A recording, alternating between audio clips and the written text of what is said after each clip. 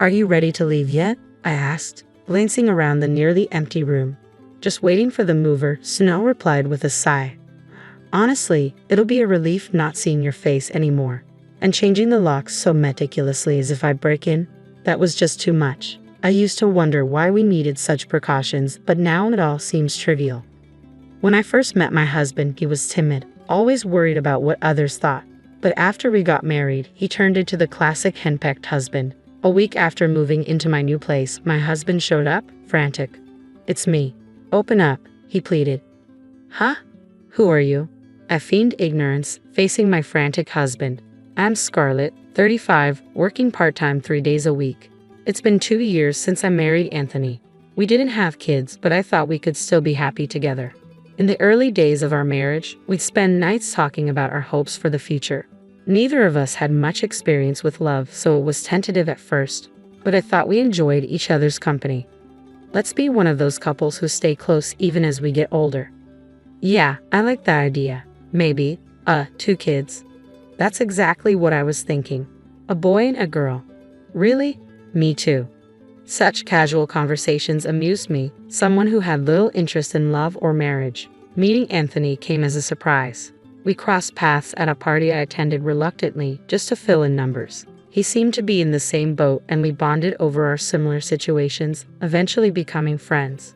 Back then, he was serious and somewhat shy, always considerate towards me, which I found endearing. And then, out of the blue, "Scarlett, will you marry me? I want to make you happy." "What?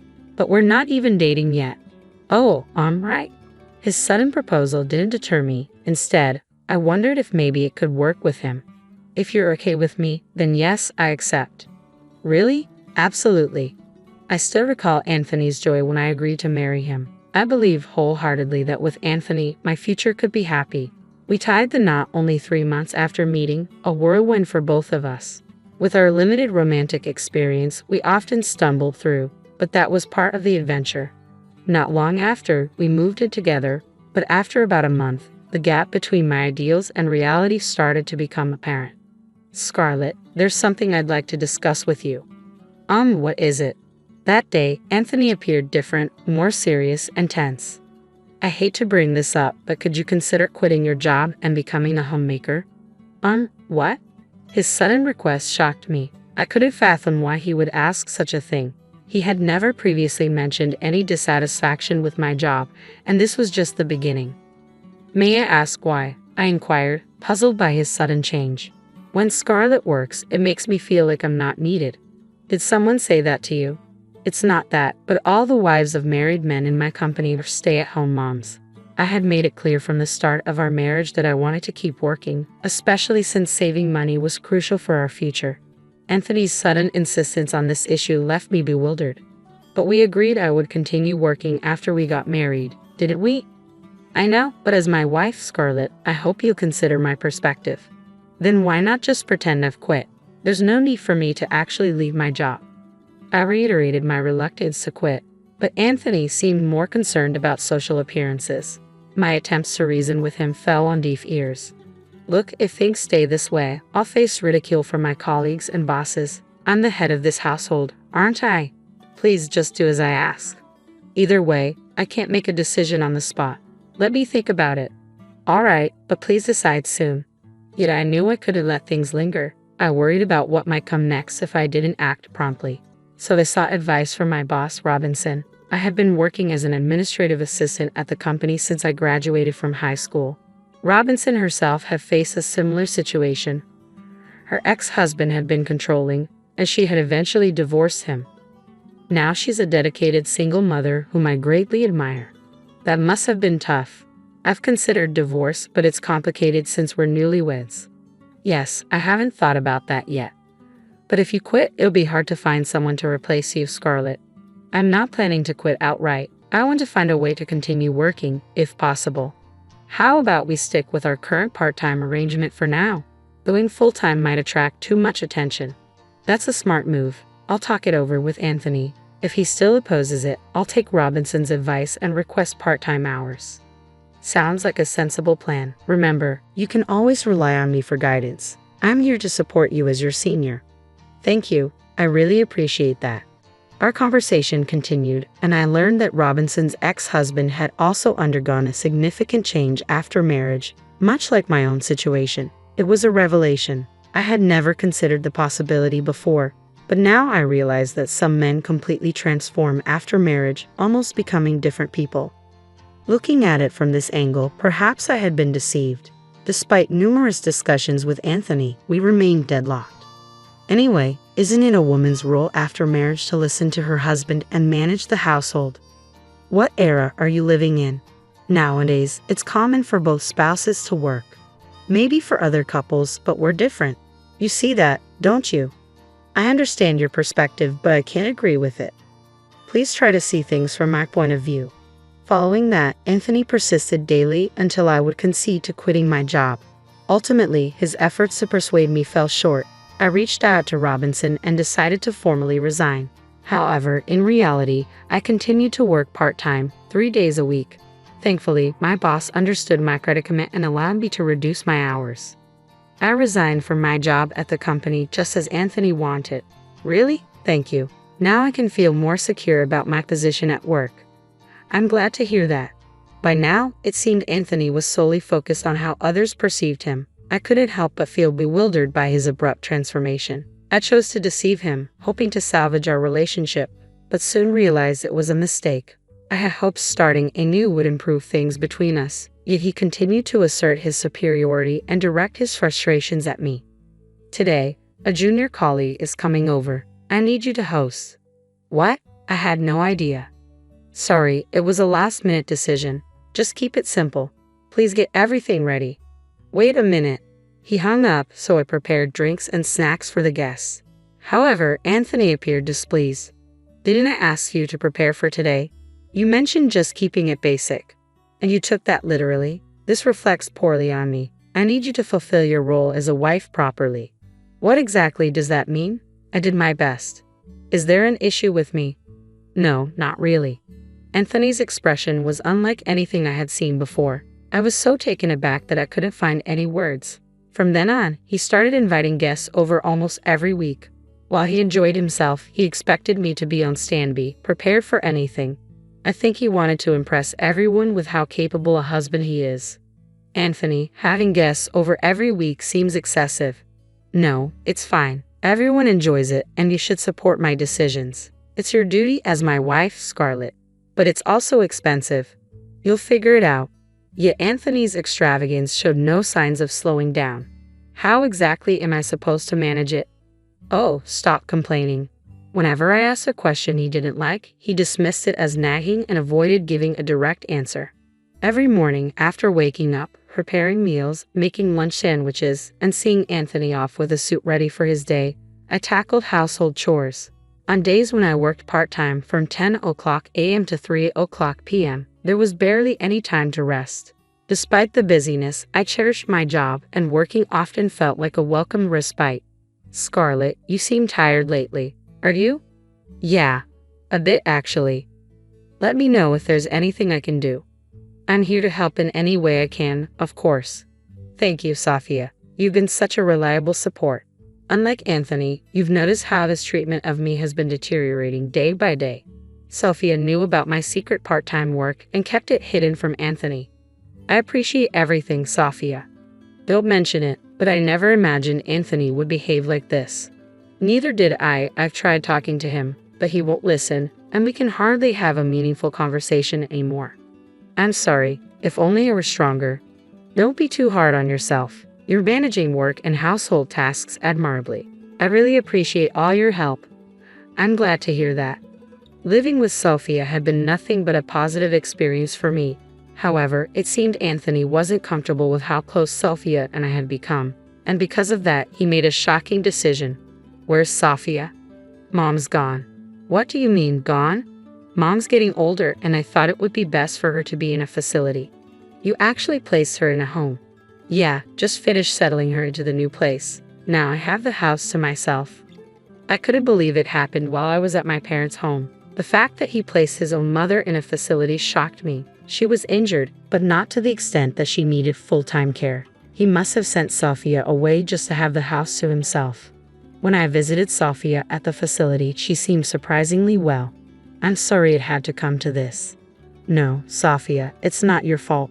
I never expected him to go to such lengths. I'm afraid of what he might do if I resist. I'll miss Sophia, but I'll manage. If you need anything, you're always welcome here. Thank you. Afterward, we moved into my in-laws' house from our previous home. Despite managing the household, Anthony never acknowledged my efforts or showed gratitude. The idea of having children, which we had once eagerly discussed, now seemed completely out of reach. Anthony disregarded me, often preferring to spend his time away from home. On top of that, he began imposing arbitrary rules. No matter how late Anthony returned, I was required to stay awake until his arrival. If I happened to wake up later than him in the morning, he would become upset. What time will you be home today? I'm not sure. Just stay up until I get back, okay? Okay. One day, after a similar exchange, when Anthony returned home, I noticed something unusual as I took his suit to hang it up. There was a fragrance in the air, a sweet feminine scent that was unfamiliar to me. Since I didn't wear perfume, it was unmistakable evidence of an affair. Whenever he came home late, I would catch whiffs of the same perfume. That day, he'd unusually suggested I go to bed before him, raising my suspicions. Quietly, I went to the living room and overheard their conversation. Oh, she's clueless. When are you going to leave her? I'll kick her out soon enough. Their voices carried clearly, especially the woman's, which was quite loud. From their discussion, it was evident their relationship had been ongoing for some time. While the perfume incident hadn't surprised me, I was deeply disgusted. He was still technically my husband, and despite my wishful thinking, his mistreatment of me hadn't changed. It was nearing our 2-year mark of marriage. It's sudden, but I have a business trip. The day after tomorrow, I need you to get everything ready. That's very short notice. I'll be away for about 3 days. Please make sure my clothes are prepared. Got it. I can't believe he could make up such a lie about a business trip. It wasn't a business trip, it was a trip with his mistress. I recall the conversation I had with Anthony's colleague's wife when we met previously. Be cautious if he suddenly mentions a business trip. Our company doesn't even have those. I had already discovered evidence earlier. I found a chat on his mobile phone, left in the living room, detailing how he had taken paid leave for this supposed trip. It marked the beginning of the end for our marriage. Armed with proof of his affair, I intended to confront him with divorce papers upon his return. However, it was my husband who made the first move. Are you ready to leave? The movers will be here soon. That was the first thing he said upon returning home. He instructed me to vacate the house while he was away. I need you to be gone before I get back. What? Why are you saying this all of a sudden? That's exactly what I said. You can't spring this on me and expect me to leave immediately. Then I'll wait a bit, but start preparing to leave. Goodbye. I never imagined my once timid, overly concerned about others' opinions husband would transform into such a submissive partner. But this was the final straw. The future I once envisioned with him now felt like a distant memory. Living with such a man, I couldn't envision a bright future ahead. I wonder what comes next. This could get interesting. Has the mover arrived yet? No need to rush, they should be here soon. Oh, and I almost forgot to mention, I'm changing the locks on the house. Alright, got it. The thought of not having to see your face again is a relief. I couldn't believe those were his parting words after nearly 2 years of marriage. Convinced our relationship was over, I swiftly left the premises. Soon after, I instructed my lawyer to file for divorce. Despite our circumstances, my husband boldly posted pictures with his mistress on social media. I couldn't fathom his audacity. How could he be so reckless? Not realizing he was providing evidence of his affair, even our mutual friends noticed his strange behavior and reached out to inquire.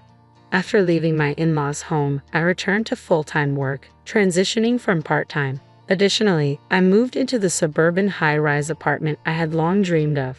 It was spacious for one person, but without Anthony, it felt wonderfully comfortable. I had been waiting anxiously for any sign of contact from him. Then one morning, about a month after settling into my new place, the doorbell rang. Checking the monitor, I was surprised to see Anthony standing there. Hey, it's me, Anthony. Open up, Scarlett. His abrupt demand to be let in was presumptuous beyond belief. I couldn't comprehend his actions anymore. Deciding to feign ignorance, I thought it might be more entertaining than simply turning him away. Who are you? I'm sorry, but I don't know you. Don't tell me you've forgotten your husband's face. I'm not married. I think you've mistaken me for someone else. He appeared desperate, almost on the brink of tears, a shadow of his former timid self from our earlier days. Despite his plea, I stood firm and continued to treat him like a stranger. Please just listen. I've been deceived and I need Scarlett's help. I'm sorry, but I'm not obligated to assist you. If you persist, I'll have to call the police. Seriously. After all, I don't know you. Anthony must have believed I would always be there to resolve his problems. But the person I had become wouldn't entertain such thoughts. Yet my patience was wearing thin with a husband who refused to give up. That's it. You made this mess, so it's up to you to fix it. You don't have to be so tough on me. What? Oh, and by the way, you can't stay at your parents' place anymore. What do you mean? Do you know whose name the house is under? No, but it used to belong to Sophia. Now it's in my name. Why? I explained to Anthony why things had reached this point. Anthony insisted I leave. When I confided in Sophia, even she was visibly upset and disappointed. I can't believe my son has turned out like this. I'm truly sorry, especially after all the help you've given us, Sophia. You're divorcing Anthony, aren't you? Yes, it's for the best. In that case, I'll transfer the house to you. Why would Sophia transfer their rights to their in-laws' house to me? Anthony had no idea he was living with his mistress throughout all of this. That's the situation. Understand and leave promptly. We likely won't cross paths again anyway. Just one more thing. If he persists, I will call the police. With that, he finally relented and departed. Of course, the divorce proceeded as planned and I received the settlement guarantee from him. As it turned out, Anthony had been deceived and financially drained by his mistress. In addition to that, the divorce settlement totaled approximately $20,000. His mistress had promptly abandoned him, but I wasn't about to let it go. I employed both a lawyer and a detective to locate him. I'm also pursuing a divorce settlement claim from him. It appears I can secure over $10,000. Furthermore, ownership of the house was officially transferred to me. I had to insist that Anthony leave, and though he initially resisted, legal processes left him no choice but to comply. I'm unaware of his current residence and frankly, I have no interest. His company also discovered the photos he posted with his mistress on social media. Unable to endure the scrutiny due to his past facade of living extravagantly, he chose to resign voluntarily. The outcome felt inevitable given his true character. If I had one last thing to say, it would be this. I don't dwell on it. I'm divorced now, but I view it as a learning opportunity and opt to move forward positively. My bond with Sophia endures. I intend to concentrate on my career independently and relish life as a single person. My name is Lena. I'm sitting here, my laptop open, the cursor blinking on a blank page. I'm a writer, known for thrillers that keep readers up at night. But today, I'm not writing fiction. I'm writing about me, about where I come from. It's not a pretty story, but it's mine. My mom, Claire Valmont, was a big deal in the TV world. Beautiful, charming, the kind of woman who lit up a room.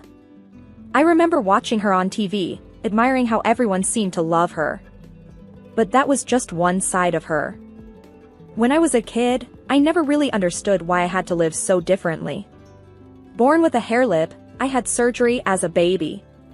But to Mom, I was a mistake, something to hide. "We can't let people see you like this," she'd say, her voice cold, as she adjusted the medical mask on my face.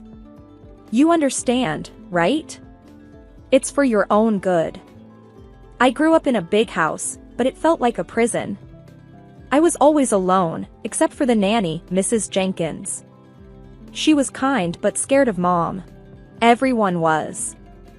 One day, I heard Mom talking on the phone. "Yes, she's always sick. Poor thing. It's a severe immune disease," she lied so effortlessly. I knew then that she was ashamed of me, that she saw me as a burden. My dad? He wasn't around much after the divorce. I heard he was living it up with his new family. I used to imagine him coming to rescue me, but he never did. I didn't go to school like other kids. A tutor came home to teach me. "Keep your mask on," she'd remind me, just like Mom. I turned 10 that year. I was sitting in my room, my only sanctuary, when Mom walked in. She looked at me, her expression hard to read. "Mom, if you hate me so much, why don't you just send me to Dad?" I asked. I needed to know, even if it hurt. She laughed, a harsh, cold sound. "And let the world think I abandoned my sick child? No, we can't have that. Better they think I'm a saint, caring for her ailing daughter." That night, I cried myself to sleep. I was just a prop in her perfect world, a secret she was desperate to keep. But I knew one thing for sure. I wasn't going to be a secret forever. I often think about how different my life was from other kids. There I was, cooped up in my room, a mask covering half my face, while they were probably out playing, laughing, living. My world was small, confined to the walls of my room, my imagination the only place I could be free. Every morning started the same. I'd wake up to the muffled sounds of the house, slip on the mask that had become my unwanted companion, and sit down for breakfast.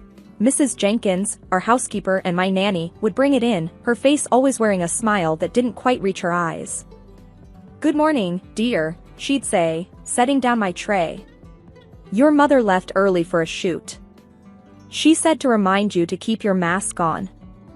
I nodded, used to the routine.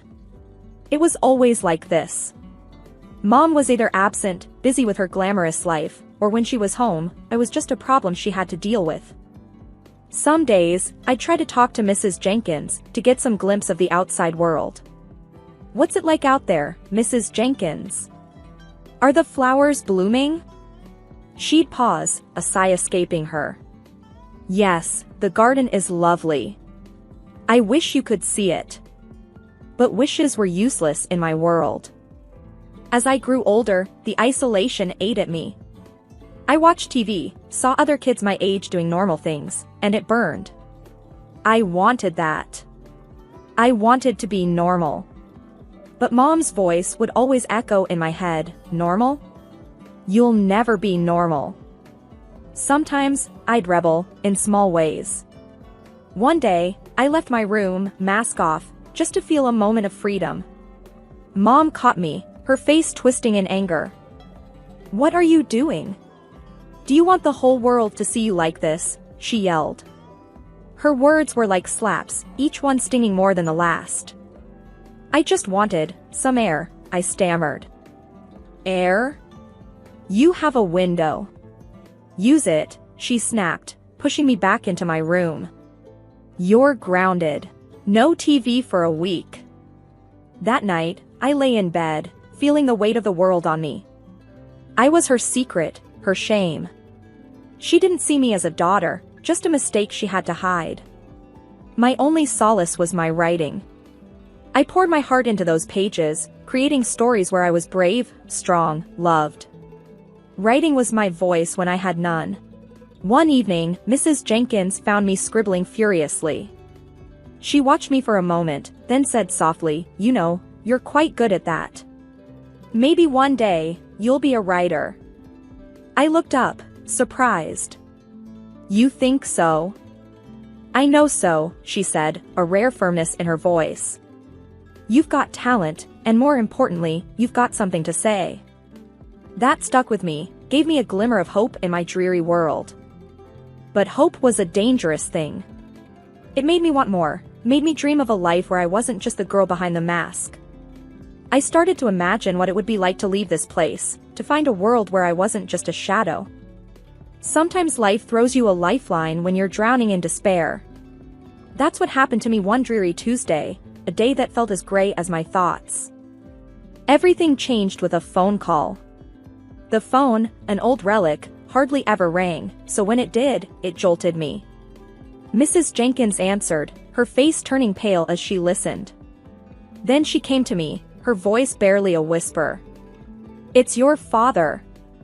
My father, the man who had become more a figment of my imagination than a real person over the years, was on the line. I felt a mix of excitement and fear gripping me as I took the phone.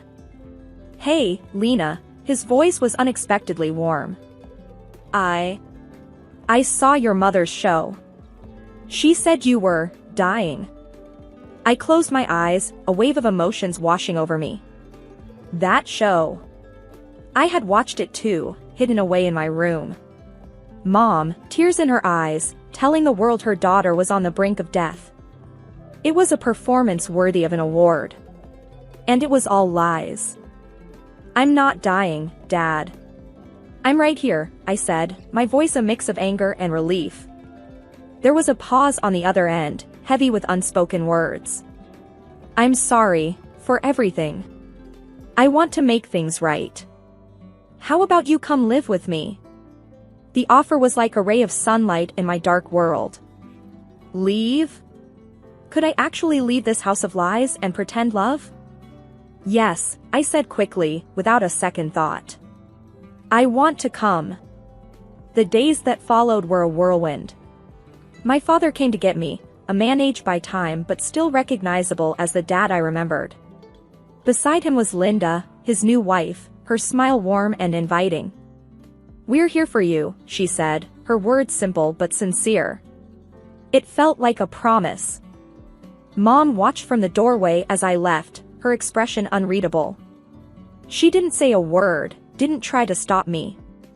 I looked back once, hoping for something, a sign of regret maybe, but she had already turned away, retreating back into her perfect, false world. Living with Dad and Linda was like breathing fresh air after being underwater for too long. For the first time in forever, I didn't have to wear the mask. I could just be myself, though I was still figuring out who that was. One evening, as we sat around the dinner table, a concept still foreign to me, Linda asked, "What do you enjoy doing?" "You know, for fun." I hesitated, unaccustomed to anyone taking an interest in me. "I write," I said eventually. "Stories." "That's wonderful." Linda's eyes lit up. "You should share them with us sometime." In that moment, a seed of hope was planted in my heart. Maybe, just maybe, I could find a place in this new world, a world where I was more than just a secret to be hidden away. Stepping into life with Dad and Linda was like walking into a different world, one where I felt like I belonged, like I was part of a real family, not a facade built on lies. One evening, Dad sat me down. There was a look in his eyes, a mix of concern and hope. "We've been thinking," he began cautiously, "about getting you the best care, to help you move forward." I instinctively tensed up at the mention of doctors. "I'm tired of doctors," I replied, the words coming out sharper than I intended. He nodded, understanding my apprehension. "It's not just about appearances. It's about healing, inside and out. We want you to be happy, truly happy." Linda added softly, "You've been through so much. It's time you had a chance to heal completely." Their words sank in, and I agreed to it.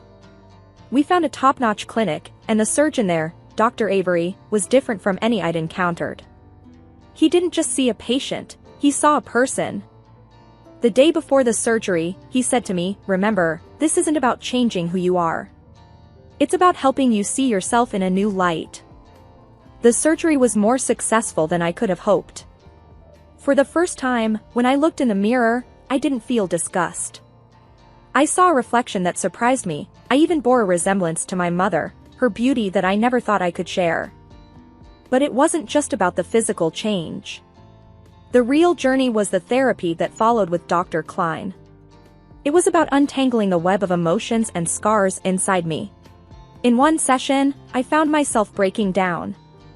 "I'm just so angry," I confessed, tears streaming down my face. Angry at my mom, at the world, at myself.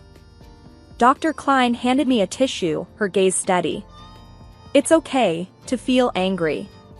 But remember, you also have the power to let go of that anger, in your own time." It was a long, tough climb, but slowly, I started to feel a shift inside me. The anger began to ebb away, replaced by something calmer, more like peace or perhaps acceptance. As the days passed, Linda noticed the change. "You're smiling more," she remarked one evening, a note of happiness in her voice. I touched my face, almost in wonder. "Yeah, I guess I am. It feels right." For the first time in what felt like forever, I felt like the author of my own story. Not defined by my past, my scars, or my mother's shadow, but by my own strength and resilience. I started writing thrillers under a pseudonym, pouring every ounce of my tumultuous past into them. As I healed and grew, so did my stories. They became more mature, more gripping. By the time I was 28, I was a successful author, my books flying off the shelves. But despite my success, I always kept my true identity a closely guarded secret. Then, out of nowhere, the past called me. Literally. I was at home, scribbling notes for my next book, when the phone rang. Dad answered and, after a brief conversation, his face clouded with confusion. "It's for you," he said, handing me the phone. "Something about a TV show." I took the phone, my heart skipping a beat. "Hello?" "Hi, is this Lena Holmes?" a chirpy voice asked. "I'm calling from Straight Talk, hosted by Claire Valmont. We're huge fans of your work and would love to have you on the show." Claire Valmont. My mother. The words hit me like a wave, leaving me momentarily speechless. I'll think about it," I managed to stammer out. After hanging up, I turned to Dad and Linda, who were both looking at me with concern. "It was Mom's show. They want me as a guest." Linda's eyes widened. "Oh, my. Are you okay?" I nodded, a plan slowly forming in my mind. "I'm more than okay. I think it's time to face her. To show her, and everyone else, who I really am." Dad looked worried. "Are you sure? That's a big step." I felt a surge of determination.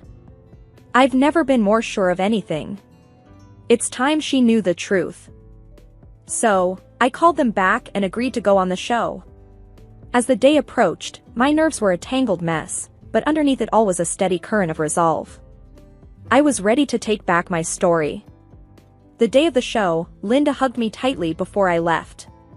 "You're brave and strong," she said, her voice full of pride. "Remember that, no matter what happens." The studio was a frenzy of activity, lights, and cameras everywhere. And there she was, Claire Valmont, as poised and charismatic as ever. She hadn't seen me yet. A producer approached me, all smiles. "Ready to meet Claire? She's excited to have the mysterious author of The Wolf Trap on her show." I nodded, feeling an odd sense of calm.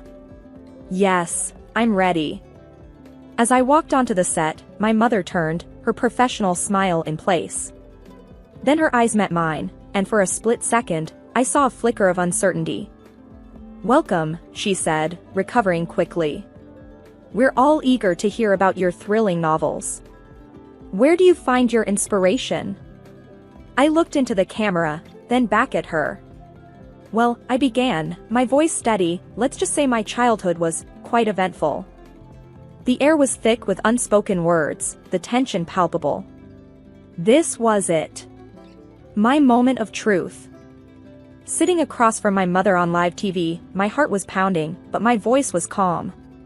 This was the moment I had been waiting for, the moment to confront the ghost of my past. "So," my mother started, her TV smile flawless, "your books have been a huge success. What's the secret to creating such spine-tingling stories?" I leaned forward slightly, my hands folded. "Truth is often stranger than fiction," I said, my voice even. "My books, they're drawn from real experiences, real pain." Her smile faltered for a second. "Real experiences? How intriguing. Can you give us an example?" I took a deep breath. "Well, let's start with a girl who was hidden away from the world because of her appearance. A girl who was told she was a burden, an embarrassment." The color drained from her face, her professional mask beginning to crack. I see. That's quite a dark inspiration." I didn't back down. "Yes, it is. That girl was me, Claire. And you are the mother who hid her away. The studio was dead silent. You could hear a pin drop. My mother's face was a picture of shock and disbelief. What are you saying? She stammered. Do you know who I am? I know exactly who you are, I replied firmly. You're Claire Valmont, the woman who told the world her daughter was dying, just to gain sympathy. The woman who locked her daughter away because she couldn't bear the thought of having a child that wasn't perfect. Her mouth opened and closed, but no words came out. She looked around, as if seeking an escape. The producer tried to intervene. I think there's been a misunderstanding. No, I cut in, turning to the camera. There's no misunderstanding. For years, I lived in a shadow, hidden away, my very existence denied. But not anymore. I could see the panic in my mother's eyes now. She was losing control of the narrative, the perfect image she had crafted for herself. This is absurd, she finally managed to say, her voice trembling.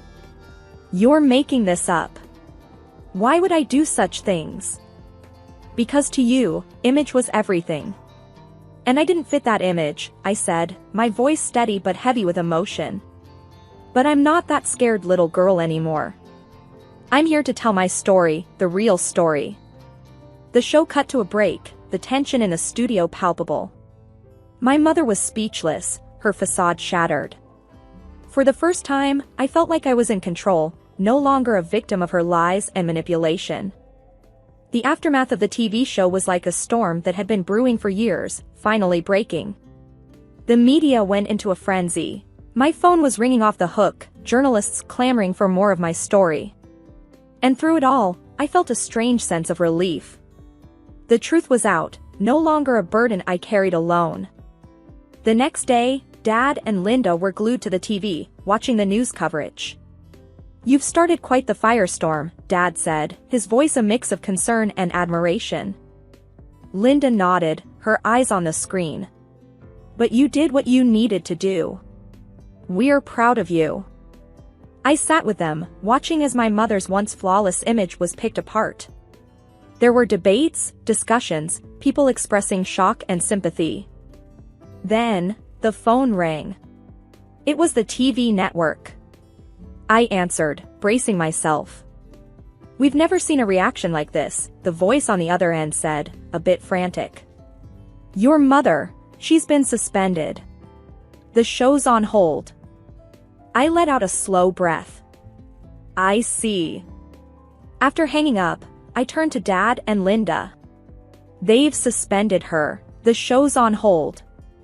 Dad shook his head. I never thought it would come to this. I didn't either, I admitted. But maybe now she'll understand the impact of her actions.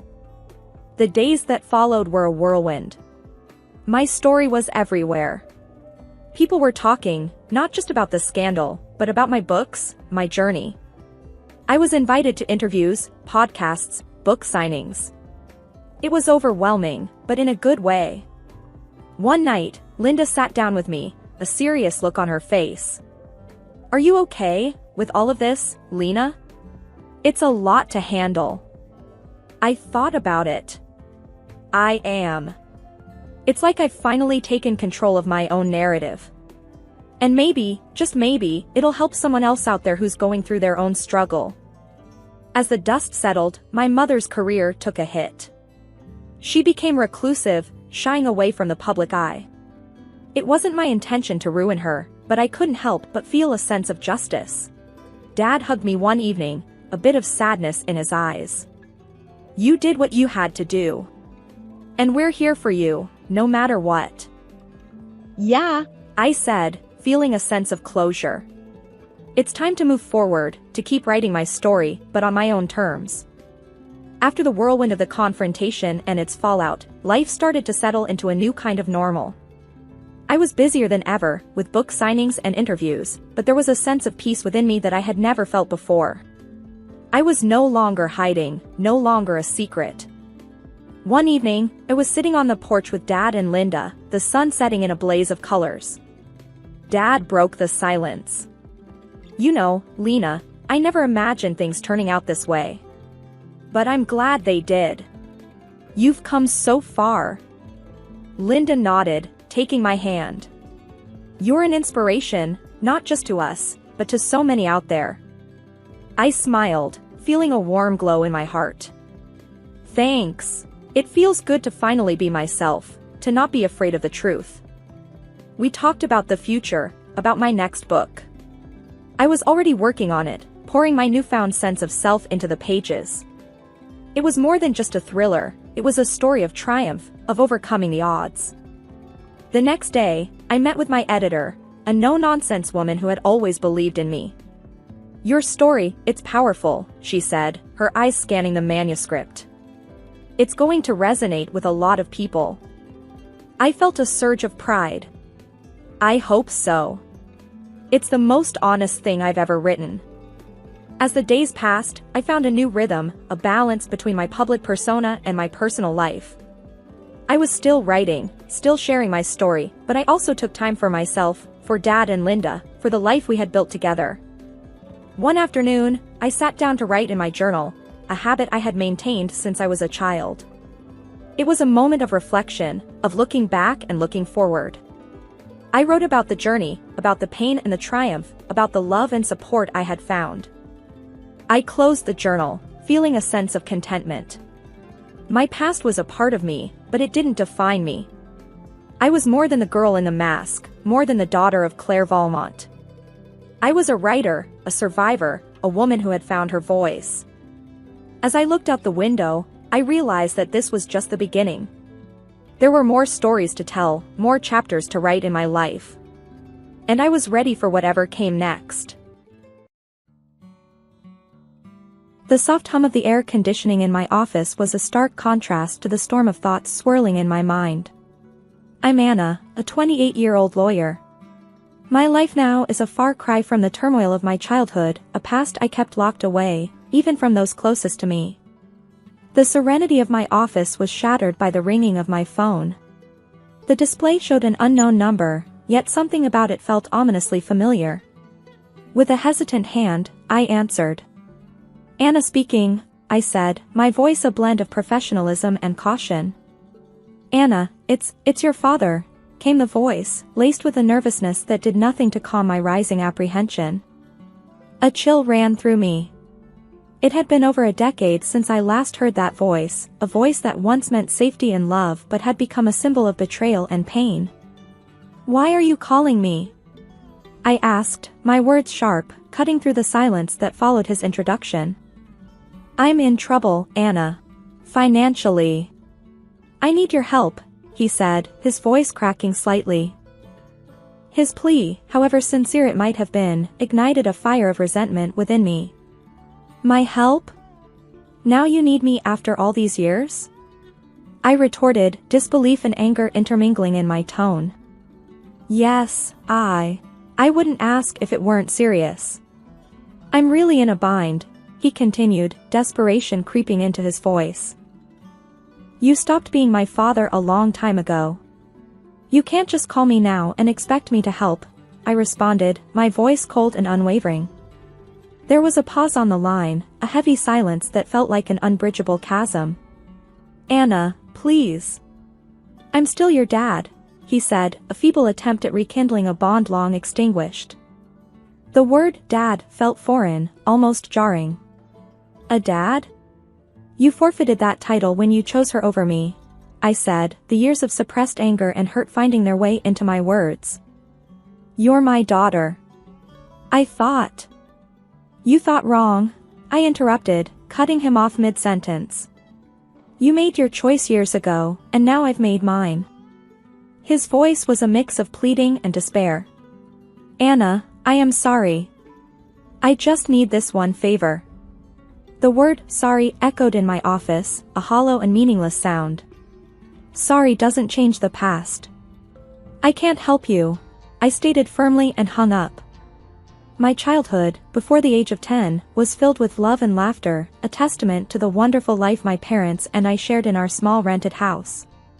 My mother, a beacon of joy and kindness, filled our days with warmth and our nights with stories and dreams. My father, once a playful and caring man, would spend evenings playing games with me or teaching me little things about the world.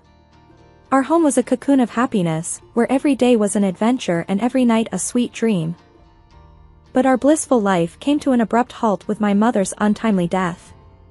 The house that once echoed with laughter and love turned into a silent mausoleum of memories. I remember walking through the rooms, each corner a stark reminder of her absence. The loss was unbearable, not just for me but for my father too, who had lost the love of his life. However, the depth of his grief seemed to diminish quickly, much to my confusion and dismay. Within just a few months, he brought home Marissa, a woman who was to take a significant role in our lives. I recall the day he introduced her, a day that marked the end of my cherished childhood. "Anna, this is Marissa. She's going to be staying with us," my father announced one evening, his voice devoid of the warmth I was so accustomed to. I looked up at her, searching for a hint of motherly warmth or friendliness, but found none. Her presence was imposing, her gaze cold and calculating. From the very first moment, I sensed a change in the air, a shift that filled me with an unexplainable sense of dread. "Hello, Anna," Marissa said, her voice smooth yet devoid of genuine emotion. Her smile, rather than comforting, seemed to hide something sinister beneath its surface. In the days that followed, the house felt different, as if the walls themselves were recoiling from her presence. The cheerful memories of the past seemed to fade, replaced by a lingering unease that settled in every corner. I remember looking at Marissa, trying to find something redeeming or kind about her, but her every look, every gesture, seemed to be laced with an unspoken animosity. It was clear that she wasn't here to fill the void my mother had left, but to weave a new narrative, one in which I was an unwelcome part. As I watched her move around our home, a home that once felt safe and happy, I couldn't help but feel that her arrival was the beginning of something ominous. The way she looked at me, with eyes that seemed to hide more than they revealed, did not bode well for the future. The days following Marissa's arrival were like walking through a nightmare that I couldn't wake up from. The house, once filled with my mother's laughter and love, now felt cold and unwelcoming. Marissa's presence cast a shadow over everything, turning even the simplest daily routines into a series of struggles. One morning, as I sat down for breakfast, I noticed my food tasted unusually salty. "Marissa, did you put too much salt in this?" I asked, my voice hesitant. "Oh, did I? It must have been a mistake." "Just eat it, Anna.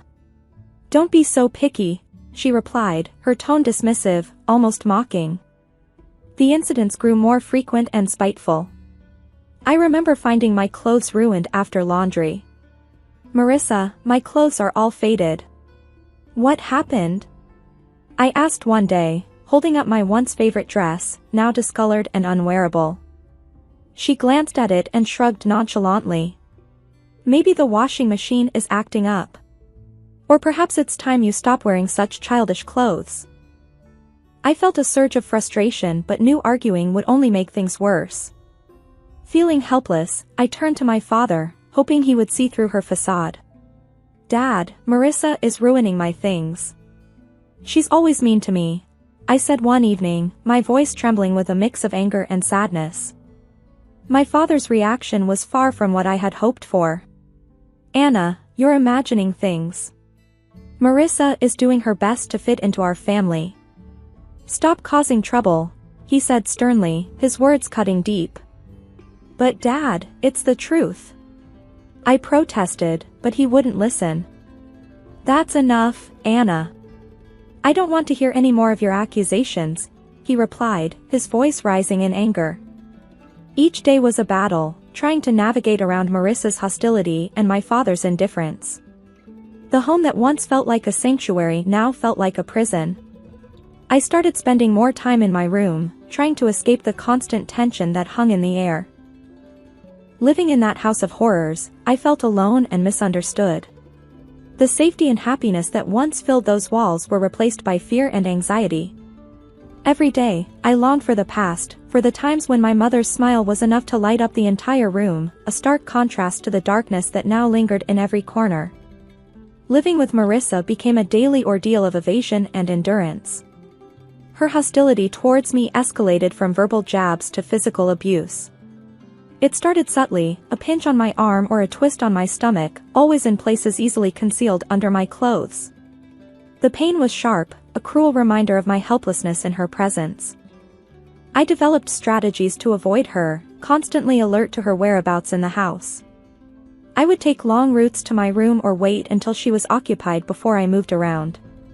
Despite my efforts, there were times when she caught me off guard, and those moments always resulted in some form of pain. One day, while I was quietly reading in the living room, Marissa walked in and, for no apparent reason, pinched my arm hard, her nails digging into my skin. I winced in pain but bit back any cry of protest. She looked at me with a cold, triumphant smirk before walking away. During one of Grandma's rare visits, she noticed my cautious movements and the way I flinched when Marissa's voice echoed through the house. "Anna, is everything all right at home?" Grandma asked, her voice filled with concern.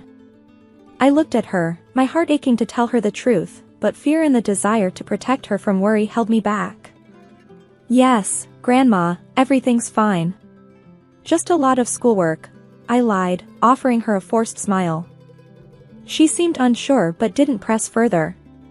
I felt a twinge of guilt for deceiving her, but I couldn't bear the thought of causing her any distress.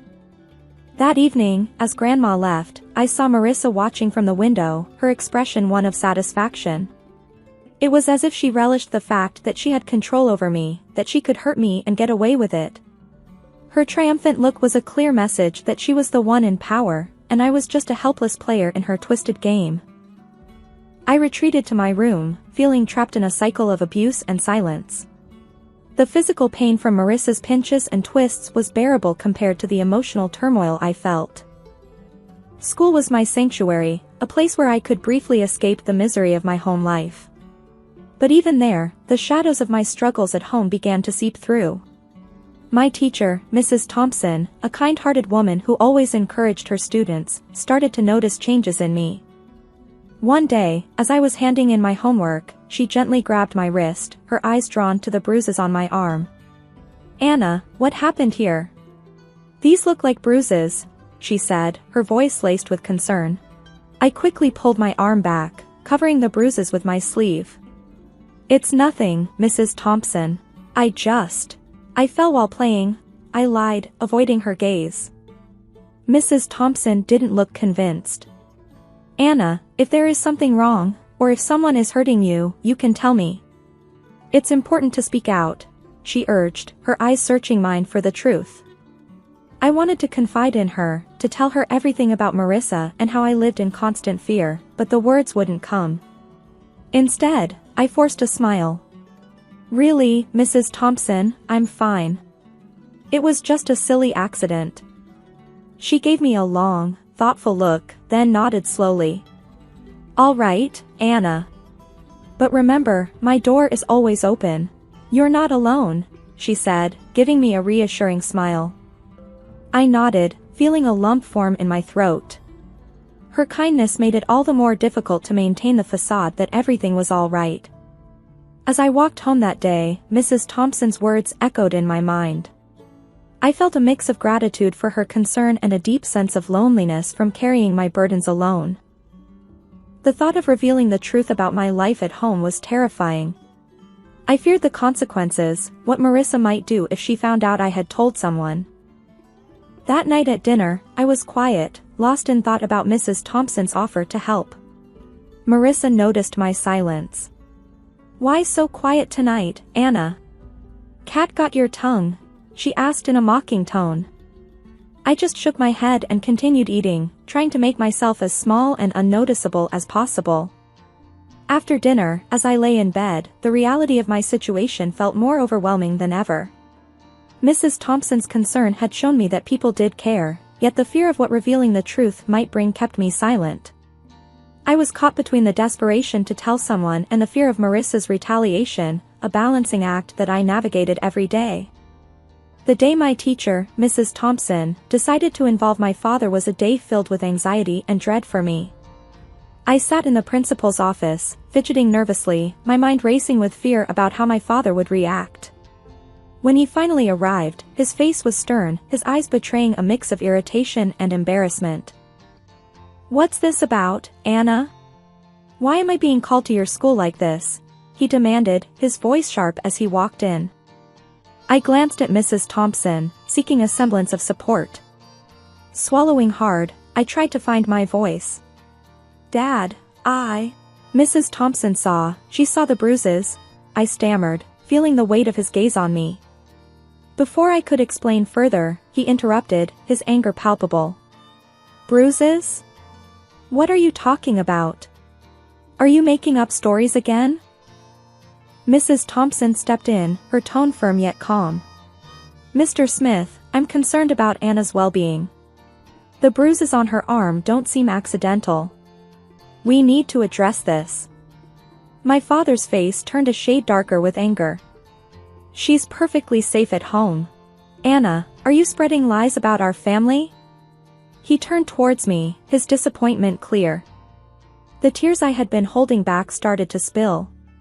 "It's not lies, Dad. Marissa, she's been hurting me."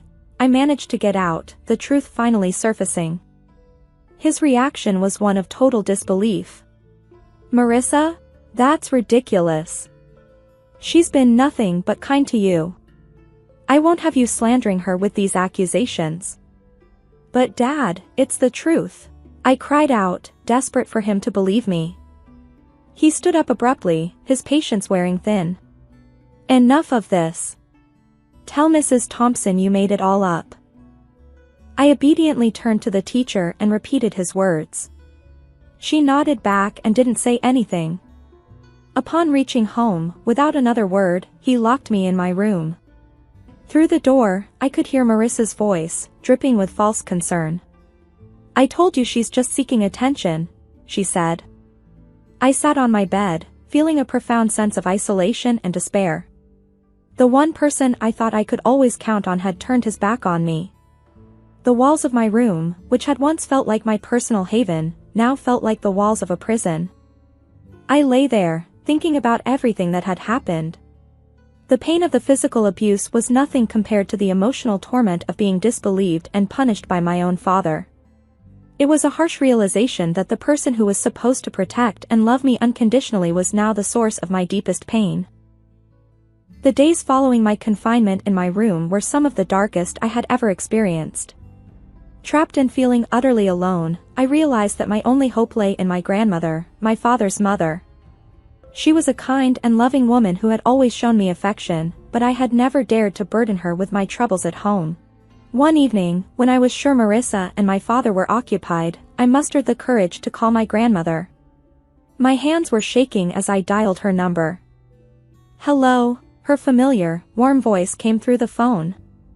"Grandma, it's me, Anna," I said, trying to keep my voice steady. "Anna, my dear, how are you?" she asked, her tone filled with genuine care.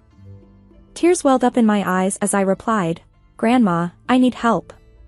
Can I come and stay with you for a while?" There was a moment of silence on the other end. "What's wrong, Anna? Did something happen?" I took a deep breath, the words rushing out. "It's Marissa, she's been hurting me, and Dad won't believe me. I don't know what to do." I could hear the concern in her voice as she quickly responded, "Of course, my dear. You come right over. I'll take care of this." The next day, my grandmother arrived. She was a small woman, but her presence filled the room. She confronted my father with a strength that surprised me.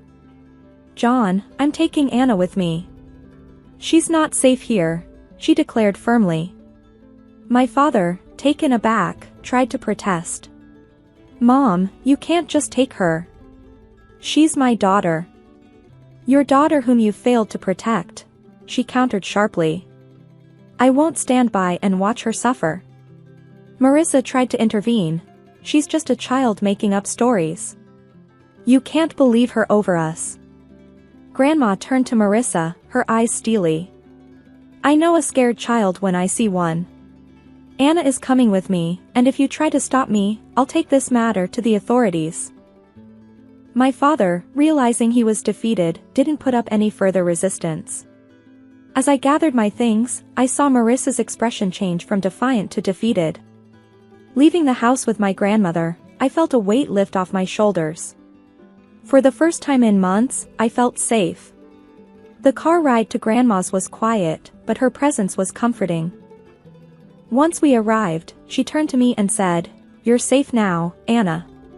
You don't have to worry anymore."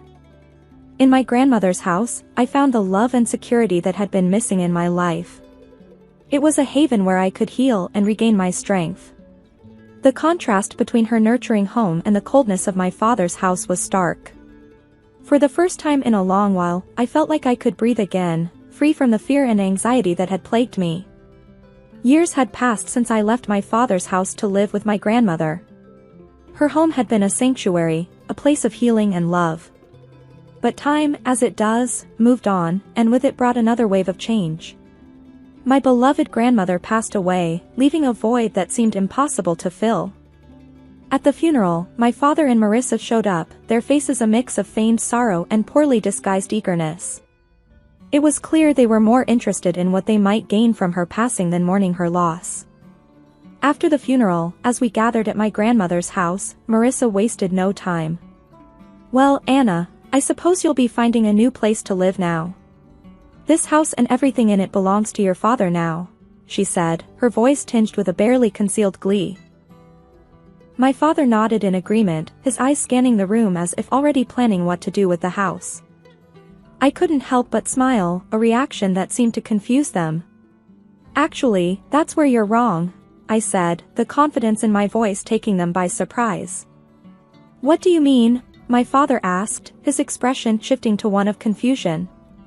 I took a deep breath, savoring the moment. "Grandma left a will. She bequeathed the house and a substantial amount of money to me," I explained, watching as their expressions changed from confusion to shock. But you're just a child. I'm your father. I should be in charge of any inheritance you receive," my father stammered, his sense of entitlement clear. Marissa chimed in, her voice shrill. "Yes, until you come of age, your father will manage your property." Good prospects. Their reactions were almost amusing. "You don't give a damn about me so much that you didn't even wish me a happy birthday. I turned 18 a month ago. I'm legally an adult now. I make my own decisions," I stated firmly, relishing the look of realization dawning on their faces. My father's expression turned from shock to anger, then to a sort of desperate pleading. "Anna, you can't do this. We're your family." I looked at them, memories of my childhood flooding back. "You stopped being my family a long time ago," I said, my voice steady. Marissa stepped forward, her tone now begging, "At least let us stay in the house. We have nowhere else to go. We have not extended the lease of our house." I shook my head. "This is my house now. You'll need to find somewhere else." As they left, the weight of years of pain and neglect seemed to lift off my shoulders. I stood in the house that was now mine, a house filled with memories of my grandmother's love, and felt a sense of closure. The echoes of the past my father's call stirred remained. I sat there, phone in hand, feeling a tumult of emotions. Anger, betrayal, and a sense of injustice. But amid all that, there was also a sense of strength, a reminder of the resilience that had carried me through the darkest of times. I remember that day clearly. It was a sunny Tuesday when I was about to meet Mark's parents for the first time. I was nervous but excited. Mark and I had been dating for 2 years, and he had finally popped the question. I had heard a lot about his parents, but we'd never met. Mark had always described his parents as traditional and a bit old-fashioned. I guess I didn't realize what that meant until I met them. We decided to meet at a local cafe. I arrived first, wearing my favorite blue dress, hoping to make a good impression. Mark arrived with his parents. His mom, Mrs. Thompson, wore a stern look, and his dad, Mr. Thompson, seemed uninterested in everything around him. "Kate, these are my parents, John and Margaret Thompson," Mark introduced us. "Nice to meet you, Mr. and Mrs. Thompson," I said with a smile. "Likewise," Mrs. Thompson replied, scanning me from head to toe. "Mark tells us you're a lawyer," Where do you work? I was taken aback by her directness but managed to reply, at Johnson and Partners, downtown. And your salary? Must be good, being a lawyer and all, Mr. Thompson chimed in, his tone blunt. I hesitated, unsure how to respond. It's adequate for my needs, I said, trying to keep the conversation light. Mrs. Thompson raised an eyebrow. And where do you plan to live after the wedding? I glanced at Mark, hoping he'd step in, but he just shrugged. We're still discussing that, I said. And your parents, what do they do? Mr. Thompson asked, his voice almost demanding. They run a small business, I replied, growing uncomfortable with the interrogation. Mrs. Thompson snorted. Small business, huh? Let's hope they can contribute decently to the wedding. I felt a knot in my stomach. Mark noticed my discomfort but said nothing. As we ordered, Mrs. Thompson kept making side comments about the prices, and Mr. Thompson kept nodding in agreement. The whole meeting felt more like a business transaction than a family gathering. I remember thinking, is this what my future looks like? I tried to shrug off the feeling, telling myself it was just first meeting jitters. But deep down, I knew this was a red flag I couldn't ignore. It didn't take long after that first meeting for Mark's parents to become a constant, unsettling presence in my life. Their calls would come at any hour, disrupting my daily routine. Each ring of the phone started to feel like an intrusion. One evening, just as I was about to leave my office, my phone buzzed.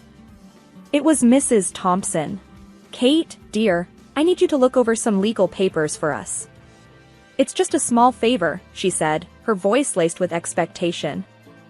I sighed, feeling the weight of her request. Mrs. Thompson, I'm actually just heading out from work. Can it wait? Oh, it's just a quick look. You can do it, can't you? For family, she pressed. I agreed reluctantly, knowing this was becoming a pattern. The next day, Mr. Thompson called. Kate, I need help with setting up a new TV. Mark's busy, can you swing by? Their requests were becoming more frequent and more demanding. I tried talking to Mark about it. Mark, your parents are calling me all the time. For legal advice, for tech support, for everything, I said, hoping he'd understand. They're just being friendly, Kate. They're like that with everyone, Mark replied casually, brushing off my concerns. But it's too much. They're calling me at work, at odd hours. I'm feeling overwhelmed, I insisted. Come on, Kate. They're harmless. Just trying to bond with you, he said, not meeting my eyes. I felt a mix of frustration and helplessness. It was as if Mark was completely blind to his parents' overbearing behavior. One evening, as we were having dinner at my place, the phone rang. It was Mrs. Thompson, again. Kate, can you come over tomorrow? I need some advice on redecorating the living room. You have such good taste, she said. Mrs. Thompson, I'm not really an interior designer. I started, but she cut me off. But you have such a lovely home. I insist. We'll have lunch, she said, making it sound more like a command than a request. I hung up, feeling trapped. Mark just shrugged and said, see? They really like you. But to me, it felt more like they were taking advantage of me, and Mark's indifference was only making it worse. I started to wonder if this was what my future with Mark would be like, constantly being at the beck and call of his parents, with no support from him. It was a Friday evening when Mark suggested we go out for dinner with his parents. He chose a fancy restaurant downtown, the kind where you'd think twice before checking the prices on the menu. I had a hunch it wouldn't be a casual, relaxing dinner, and boy, was I right. We arrived at the restaurant, and the Thompsons were already there, scanning the menu. Mrs. Thompson's eyes lit up when she saw the lobster and steak options. Kate, you simply must try the lobster here. It's divine! Mrs. Thompson exclaimed, her voice dripping with enthusiasm. I glanced at the menu and saw the price. It was more than I wanted to spend, but before I could respond, Mr. Thompson chimed in. Mark told us you're doing well at your firm. Surely, a successful lawyer like you can afford a little splurge now and then, he said, his tone a bit too pointed. Feeling cornered, I smiled weakly and said, actually, I was thinking of something lighter, maybe a salad. Mrs. Thompson looked at me as if I had suggested something outrageous. A salad? Nonsense, you're at one of the best restaurants in town. You must try their specialties. I felt uncomfortable, but decided not to argue. I didn't want to cause a scene. As we were eating, the conversation revolved around Mark and his achievements, with his parents occasionally throwing in a question or two about my work, but not really listening to my answers. Then came the moment of truth, the bill. Mr. Thompson patted his pockets and then looked at his wife with a feigned expression of surprise. Oh dear, I think I left my wallet at home, he said, his voice a little too calm for someone who'd just dined lavishly on someone else's dime. Mrs. Thompson joined in the charade. John, how could you be so forgetful? I don't have mine either. I looked at Mark, expecting him to step in, but he just shrugged and mumbled, I guess I forgot my card too. I couldn't believe it. Were they serious? It was clear this wasn't just forgetfulness. It felt more like a setup. With a sinking feeling, I pulled out my card and handed it to the waiter. Mrs. Thompson smiled sweetly at me. Thank you, dear. You're such a lifesaver. As we left the restaurant, I felt a mix of anger and disbelief. Was I just a walking wallet to them? And why didn't Mark say anything? With the wedding drawing nearer, it became increasingly clear that it was time for our parents to meet. Given all my experiences with Mark's parents, I was bracing myself for this encounter. I remember pacing in my living room, phone in hand, rehearsing how I'd break the news to my parents. I finally mustered the courage and called them. Hey, Mom, Dad, I think it's time you met Mark's parents, I said, trying to keep my voice steady. Oh, Kate, we've been so excited about this. When can we meet them? Mom's voice was a mix of enthusiasm and curiosity. I took a deep breath before adding a cautious note. Just to give you a heads up, they're a bit, well, intense. Dad's voice came through with a chuckle. Kate, we've seen all sorts in our days. Don't you worry, we'll manage. His confidence was comforting, but I couldn't shake off my apprehensions. We decided the Grandview Hotel, known for its pleasant ambience and beautiful surroundings. It was a familiar place to me, which I hoped would provide a distraction if things got too intense. The next day, I mentioned the plan to Mark over breakfast. So, we're meeting at the Grandview Hotel this Saturday. I think it'll be nice for our parents to meet in a neutral, relaxed setting. Mark nodded, absorbed in his phone. Sure, sounds good. I'll let my folks know. I spent the next few days in a whirlwind of preparation. I wanted to ensure that everything was perfect, hoping it would help keep the peace. As the day grew closer, my nerves began to fray. I found myself obsessing over every little detail, from what I would wear to how I would steer the conversation away from any potentially sensitive topics. On the eve of the meeting, I lay awake, scenarios running through my head. What if Mark's parents said something offensive? What if my parents didn't like them? What if the whole lunch turned into a disaster? The morning of the meeting, I was a bundle of nerves. I chose a simple but elegant dress, hoping to strike the right balance between casual and formal. Mark, on the other hand, seemed completely unfazed by the significance of the day. It's just lunch, Kate. Everything will be fine, he said nonchalantly as he got dressed. His calmness did little to soothe my anxiety. If anything, it made me feel more alone in my concerns. I wondered if he truly understood how his parents' behavior had been affecting me, or if he was just choosing to ignore it. As we drove to the hotel, I went over the plan in my head. Keep the conversation light, avoid controversial topics, and try to ensure everyone gets along. Simple, right? The Grandview Hotel looked stunning as always, its elegant facade basking in the afternoon sun. As Mark and I walked into the lobby, my stomach was doing somersaults. I spotted my parents first, sitting in the lounge area. They stood up as we approached, smiles on their faces. "Kate, dear, you look wonderful," my mom said, giving me a reassuring hug. Dad gave me a firm, supportive pat on the back. Mark's parents arrived shortly after. The air seemed to change as soon as they walked in. Mrs. Thompson's eyes scanned the lobby like she was assessing the value of every item. "Nice place you've chosen, Kate," Mr. Thompson commented dryly, as he shook hands with my parents. "We thought it'd be a lovely spot for everyone to get together," I replied, trying to sound cheerful. We moved to the dining area, and that's when things took an unexpected turn. A hotel employee approached us with an apologetic look. "I'm so sorry, but we're a bit overbooked today. We only have a few single rooms and 2 triple rooms available," he explained. "One of the triple rooms is our finest suite, with all amenities. The other is more basic and close to the road, so it can be a bit noisy," he added. Before I could say anything, Mrs. Thompson jumped in. "Well, obviously, John, Mark, and I will take the suite.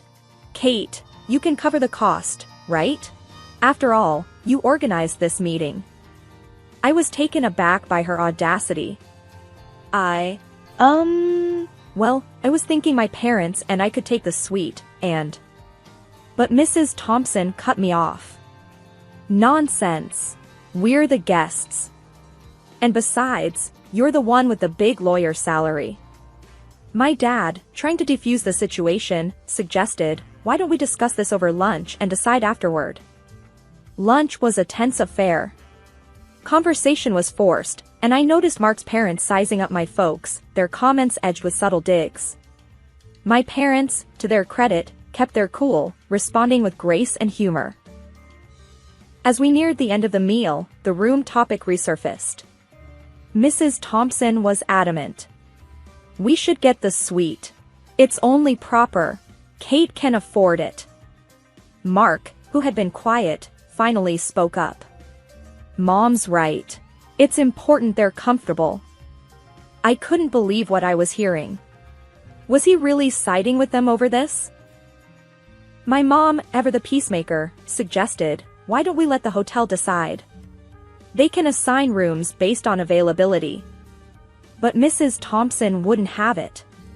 "Kate said you have a small business. I think you're not used to luxury. The simplest room should suit you. It is just designed for people with small incomes." The tension was palpable. I felt a mix of anger and disbelief.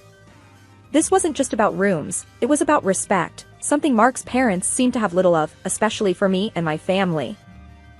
As the tension in the hotel lobby mounted, my father, George, cleared his throat and stepped forward, commanding everyone's attention. "There's something you all should know," he said, his voice calm and assertive. Mark, his parents, and I all looked at him, curious and a bit confused. "This hotel," Dad continued, along with several others across the country, "belongs to our family business." The reaction was immediate and dramatic. Mrs. Thompson's mouth dropped open, and Mr. Thompson's eyes widened in shock. Mark turned to me, his face a mix of surprise and disbelief. "You own this hotel?" Mrs. Thompson finally managed to sputter out. "Yes, and a few more," Dad replied casually. "We've always preferred to keep a low profile." The hotel employee, recognizing my father, suddenly seemed very flustered. "Mr. Williams, I apologize for the inconvenience earlier. I had no idea." Dad dismissed his concerns with a wave. "It's fine. But we will be taking the suite, and Mark's family can have the other room. And there's no need for Kate to pay." Suddenly, Mrs. Thompson's demeanor shifted dramatically. She became excessively flattering, her tone oozing with a newfound affection. "George, Linda, what a wonderful surprise. We had no idea. You must be so proud of your accomplishments." Mark, who had been silent until now, turned to me, an eager look in his eyes. "Kate, this is incredible. We should move up our wedding date, don't you think?" I looked around at their changed faces, the forced smiles, the sycophantic attitudes. It was all too much, too fake. I took a deep breath, my decision clear in my mind. Actually, Mark, there won't be a wedding. I'm calling off the engagement. The words hung in the air, heavy and final. Mrs. Thompson's smile faltered, Mr. Thompson looked stunned, and Mark was speechless. I can't be a part of a family that only values people for their wealth and status, I said, my voice steady despite the turmoil inside. With those words, I turned and walked away, leaving behind the pretense, the expectations, and a future that no longer felt right for me.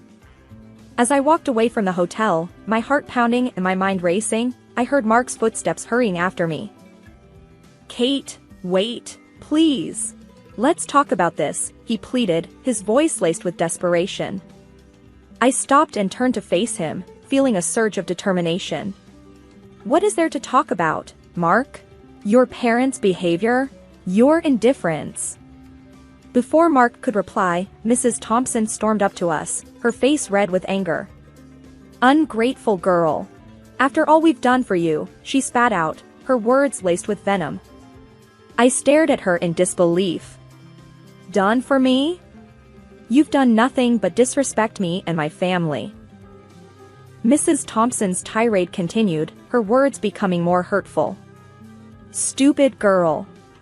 You and your parents think you're better than us, don't you? Mark looked torn between us, his mouth opening and closing, but no words came out. It was then that my father, George, stepped in. His voice was calm but carried an authority that stopped Mrs. Thompson in her tracks. I think it's time for you to leave our hotel, he said firmly. Mrs. Thompson scoffed. We're not going anywhere. You can't make us. Dad turned to the hotel staff. Please escort Mr. and Mrs. Thompson out. They are no longer welcome here. The staff moved in, politely but firmly guiding Mark's parents away. Mrs. Thompson was still hurling insults over her shoulder as they left. Mark looked at me, a mix of confusion and regret in his eyes. Kate, I'm sorry, I didn't expect. But I cut him off. It's too late for sorry, Mark. Your silence said everything I needed to know. With those final words, I walked away from him, the sound of his mother's angry voice fading into the background. I felt a mix of sadness and relief wash over me. It hurt to end things with Mark, but I knew it was the right decision. As I drove home, the weight of the day's events began to sink in. It was the end of one chapter, but the beginning of another. A chapter where I stood up for myself and refused to settle for anything less than what I deserved. The days following the breakup were a whirlwind of emotions. I oscillated between relief, sadness, and a newfound sense of freedom. The decision to end my engagement with Mark, though painful, felt like the first step towards a future where I respected my own worth. One evening, as I sat on my porch, my mom called. Kate, how are you holding up, sweetheart? Her voice was full of concern. I took a deep breath, watching the sunset paint the sky in shades of orange and pink. I'm doing okay, Mom. It's been hard, but I feel like it was the right decision. You're stronger than you realize, Kate. And we're so proud of you, she said warmly. I smiled, feeling a wave of gratitude for my supportive family. Thanks, Mom. I don't know what I'd do without you and Dad. There was a brief pause before she spoke again. You know, sometimes the end of one thing is just the start of something new. Something better. Her words struck a chord in me. You're right, Mom. This is a chance for a new beginning. In the days that followed, I threw myself into my work and spent time with friends who had been my pillars of strength.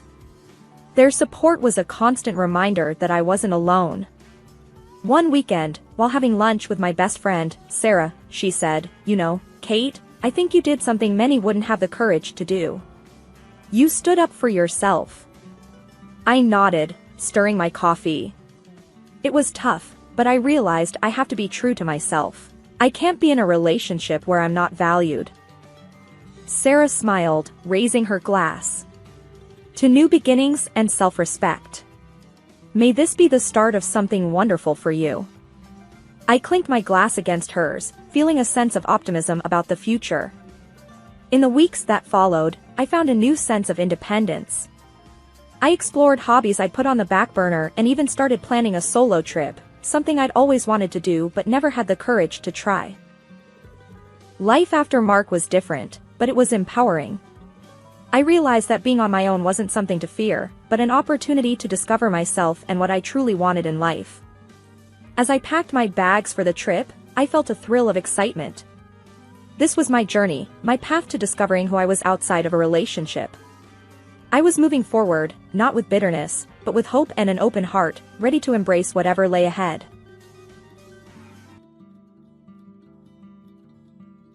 Life's funny, isn't it? One minute you're on top of the world, the next, it's crumbling beneath your feet. But let's not get ahead of ourselves. This story begins in the warm glow of happiness. My name's Emily, and not too long ago, my biggest problem was deciding what to cook for dinner or what movie to watch on a lazy Sunday afternoon. James and I met in what you might call the old-fashioned way, at a mutual friend's barbecue. He was the guy flipping burgers and telling stories, making everyone laugh. I remember thinking, who is this guy? With his easy smile and a way of looking at me like I was the only one there. It didn't take long for us to become an us. "Emily, you have to try my special burger," he'd said, handing me a plate with a confidence that made me smile. "It's got a secret sauce that'll change your life." I laughed, rolling my eyes. "Change my life, huh? That's a pretty big claim for a burger." But I'll admit, it was a darn good burger. Maybe not life-changing, but it definitely made that day memorable. Not long after, James met Grandma. She was everything to me, the one who raised me when my own parents couldn't. The way he talked to her, with respect and a bit of playful banter, it won her over in a heartbeat. "I like him," she whispered to me as he went to grab us some lemonade. "He's genuine, and he's got kind eyes.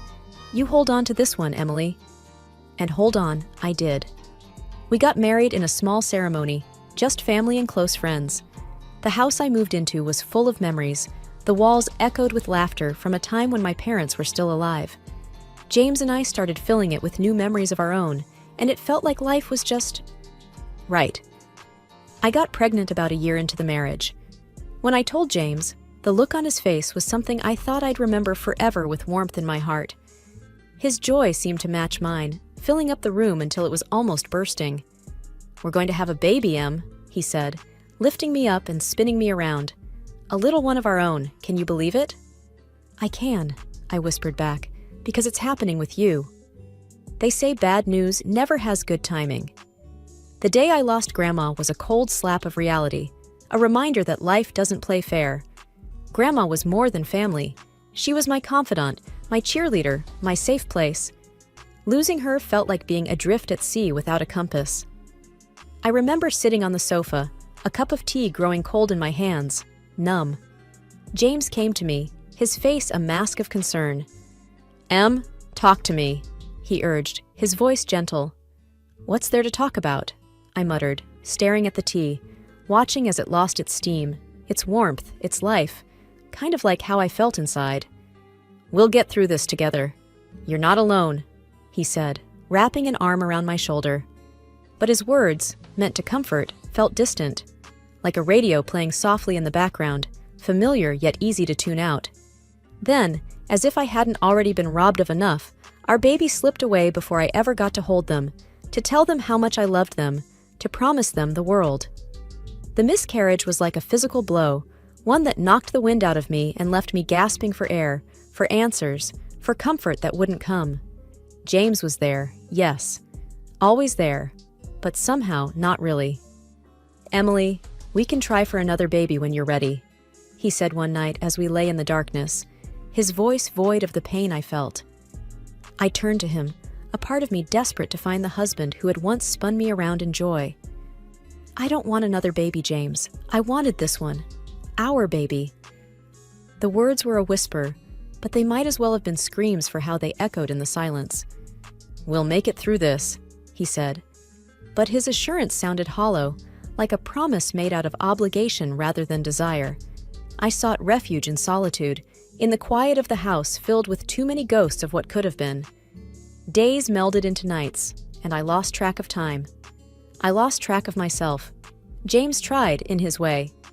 "Let's go out, see people. It might help," he suggested one day, his hand resting lightly on the back of the chair I was slumped in. I shook my head, my eyes fixed on a crack in the wall, a blemish I hadn't noticed before. "I can't face the world, James. Not yet. The world is where the pain is." "Emily, staying cooped up in here won't change what happened," he pressed, but I barely heard him. How could I tell him that the world outside these walls reminded me of everything I had lost? That every street corner, every shop window, every smiling face was a reminder of a happiness that felt like it had been stolen from me? The funeral was a blur. People came, they said things, they left. I nodded, I shook hands, I accepted condolences. But nothing got through. I was in a bubble, watching life happen around me, a life I no longer felt a part of. James was there, of course, but his presence felt more like a shadow than a source of warmth. "You're so strong, Emily," he told me after the service, his hand finding mine. I wanted to pull away, to scream that I wasn't strong, that I was broken. Instead, I just nodded. What was the point in correcting him? The truth seemed too heavy to share, even with him. As days turned into weeks, I felt James pulling away. Maybe he was tired of dealing with someone who seemed to have given up on life. Maybe he just didn't know how to help me. Maybe he needed an escape from the suffocating sadness that had enveloped our home. "I'm here for you, Em, but you need to start being here too," he said one evening, his patience wearing thin. "Here?" I echoed, my voice barely above a whisper. "I don't even know where here is anymore, James." He sighed, running a hand through his hair in frustration. "I mean, you need to start living again, for your sake and mine." I looked up at him then, really looked at him, and saw the strain in his eyes. I knew he was struggling too, in his own way, but the gulf between us had grown too wide, too deep to cross with mere words. That's when the creeping thought began to take root. Maybe I was alone in this after all. James was there, but not really. Not in the way I needed him to be. As the days rolled into weeks and then months, the chasm between James and me grew wider. The man who had once seemed like my anchor was becoming more and more like a stranger, coming home late and sometimes not at all. It gnawed at me, this feeling of him slipping away. I remember one evening, the clock ticking past midnight and the other side of the bed still cold and untouched. When he finally came through the door, I couldn't hold back anymore. "Where have you been, James? Do you know what time it is?" My voice was shaky but firm. He looked tired, his eyes avoiding mine. "Work's been a nightmare. You know how it is." His voice was flat, dismissive almost. "No, I don't know," I snapped back. "Because you never talk to me about it anymore. You never talk to me about anything." He let out a long sigh and began to take off his jacket. "Em, we've been through this. Work is work. It's stressful, and I don't want to burden you with it." "But I want to share that burden, James. I thought that's what we did," I said, the last of my words trailing off into a whisper. He paused and finally sat down on the edge of the bed, looking at me. "I know, and I appreciate it, but you have enough on your plate." "Enough on my plate?" I repeated, incredulous. "You mean dealing with the loss and trying to piece myself back together? Do you think ignoring me helps with that?" "That's not what I'm doing," he protested. But even as he said it, it sounded like he didn't believe it himself. "I offered you a divorce, James," I reminded him, my voice breaking a little. "I told you that you didn't have to stay with me out of pity or obligation." He looked up sharply at that. "Is that what you think this is? Pity? Obligation?" There was a hint of the old fire in his voice, a glimmer of the man I knew. "Yes, that's what it feels like," I admitted. "You're here, but you're not with me, not really, and it hurts." He ran his hands through his hair, a sure sign he was stressed. "Em, I'm trying. I really am, but I can't just switch off from work. It's been really tough." "But it's more than work, isn't it? You're away even when you're here. You've got your phone on you all the time, always texting, always distracted." He didn't say anything to that, just stared at the floor. "Is there someone else?" The question hung in the air, heavy and frightening. "Em, don't be ridiculous." he said quickly, but his eyes told a different story. I felt a coldness spread through me. This was not the man I married, the one who would look me in the eyes and tell me the truth, no matter how hard. I need you to be honest with me, James. Please, I implored, my hands clasping and unclasping in my lap. He was silent for a long moment, and then, "There's no one else. It's just work. You've got to believe me." I wanted to. Oh, how I wanted to believe him. But the seed of doubt had been planted, and once that happens, things can never go back to how they were. In the weeks that followed, I watched James like a detective. I noticed how his phone was always face down, how he'd step out of the room to take calls.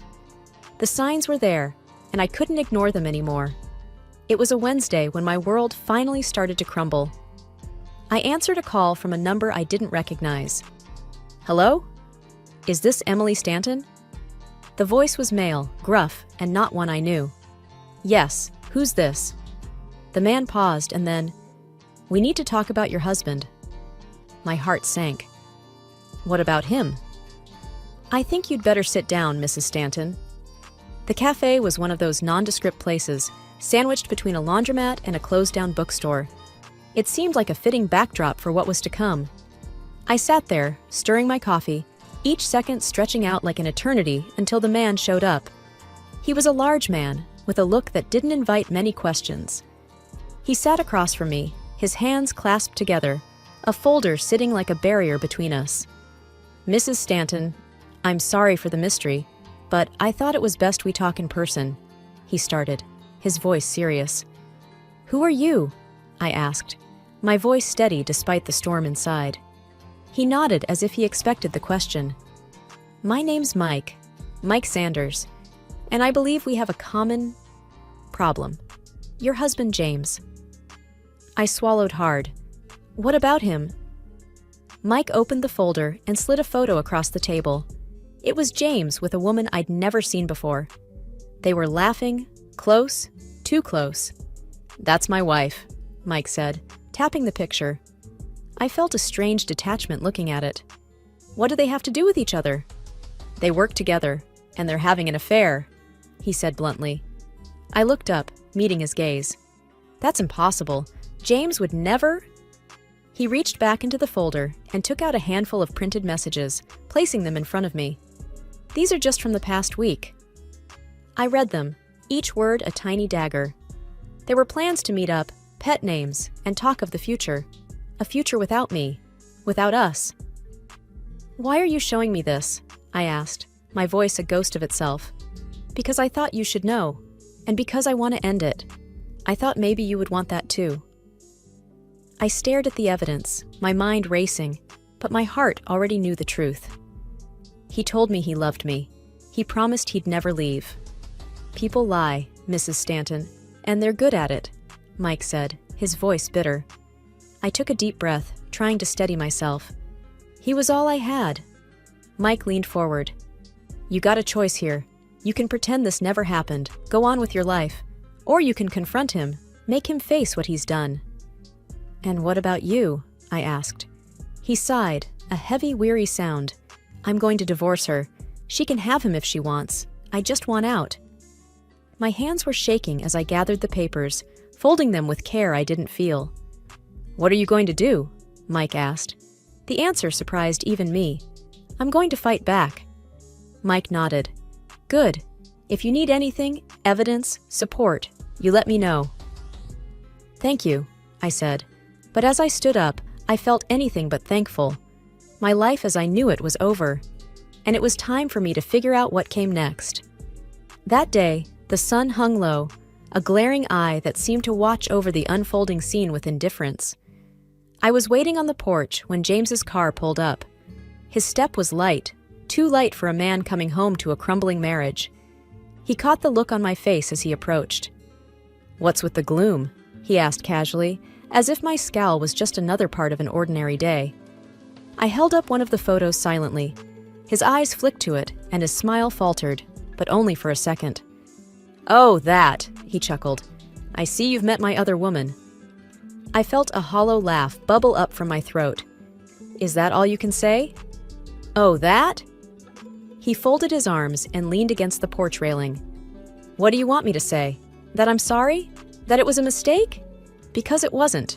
I'm not sorry, and it was no mistake. Why, James? I demanded, my hands clenching the photo so tightly the edges crumpled. He laughed, a cold, heartless sound. You were convenient, you know? A nice house, a decent bit of savings, and when your grandmother passed, well, that was just icing on the cake. I recoiled as if he'd struck me. You think my grandmother's death was a financial gain? Why else would I stick around? He shrugged. Especially after, you know. He paused, eyeing me with a cruelty I hadn't seen before. After the kid. I shook my head in disbelief. And you hoped what? That I'd off myself in grief? Would have made things simpler, he quipped. His words were like acid, burning through the last vestiges of the life I thought I knew.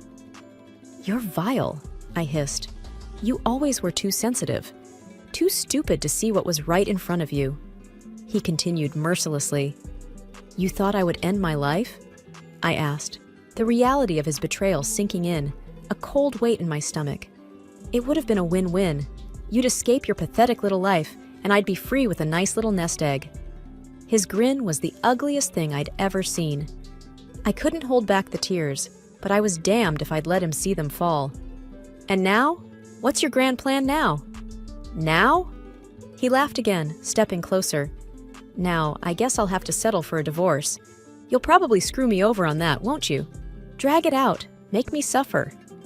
You don't deserve quick and easy, I managed to say, my voice surprisingly even. His expression soured. You're an ugly, stupid woman, you know that? I don't know what I was thinking, marrying you. I looked at him then, really looked at him, and I felt something shift inside me. The man I had loved was a ghost, a fiction. In his place stood a stranger with a heart full of venom. Get off my porch, James, I said quietly. He smirked, taking a step back. Gladly. This place was never really my style anyway. The courthouse was a place where I thought I'd celebrate our milestones. Instead, I walked up its steps to dissolve the very foundation of my marriage. Mike was right beside me, his presence a silent support. I had the papers in my hand, feeling the weight of every word that testified against James. Mike carried his own set of damning evidence, a mirror to my betrayal. Our steps echoed in the empty hallway, a march towards a verdict we both needed. Inside the courtroom, the air was stale, heavy with the burden of judgments past. James and his mistress, Mike's wife, were already there, a tableau of guilt. Mrs. Stanton? The clerk called out. I stepped forward, handing over the sheaf of papers that detailed every misstep of my husband's affair. The judge surveyed the room, his gaze lingering on me, then on Mike. You have evidence to present? I nodded, my throat tight. Yes, Your Honor. The evidence was laid bare for the court to see. Photographs that spoke 1,000 words of betrayal, texts and call logs that wove a narrative of deceit. I didn't look at James. I didn't need to see his face to remember his lies. And how do you plead? The judge asked, turning to James and his co-defendant. Their answers were a soft murmur of legalese. No contest. The judge took his time, reviewing the evidence, his expression unreadable. Then, finally, he spoke, his voice the gavel that shattered the last tie between James and me.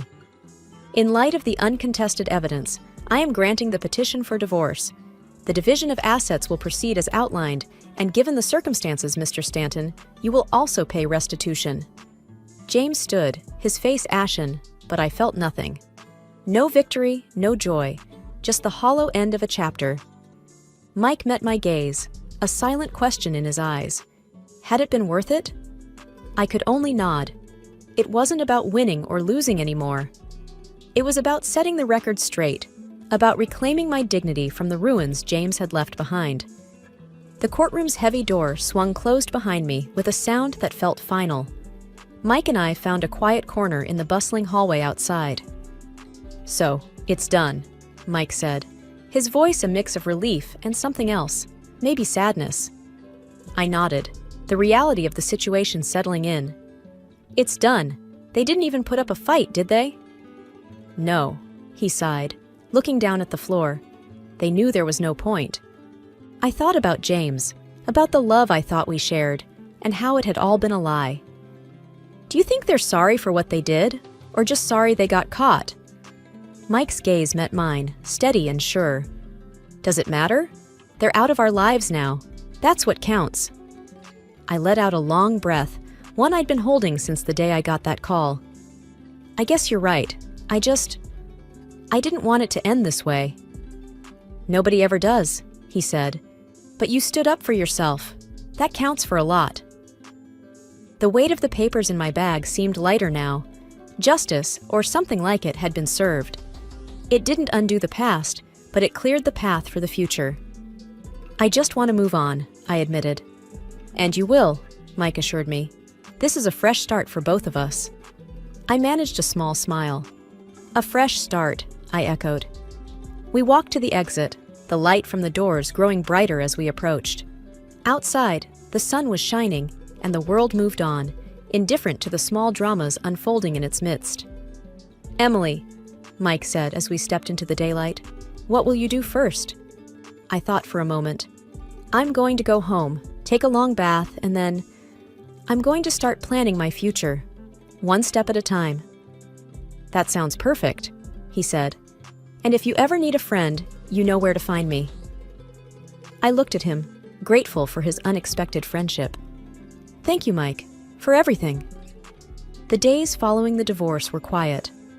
One afternoon, as I was sorting through some of Grandma's old things, the doorbell rang. I hesitated for a moment, half expecting the past to be on my doorstep, but it was just Sarah, my neighbor. Hey, Emily, she greeted me with a warm, if somewhat pitying smile. I heard about everything. I'm so sorry. I brought you some casserole. I figured you might not feel like cooking. I managed a small laugh. You figured right. Thanks, Sarah. We settled in the kitchen, the casserole warming in the oven, filling the room with a homely scent. So, what will you do now? Sarah asked, sipping on the tea I'd made for us. I'm not sure, I admitted, but I'm thinking of selling the house. There are too many memories here. I need a fresh start. That sounds like a good idea, she said. A new place, new memories. Yeah, I mused, gazing out of the kitchen window. I want to travel too, see the places Grandma and I always talked about. That's wonderful, Emily. It's what you deserve, Sarah encouraged. I smiled, feeling a flicker of excitement at the thought. It is, isn't it?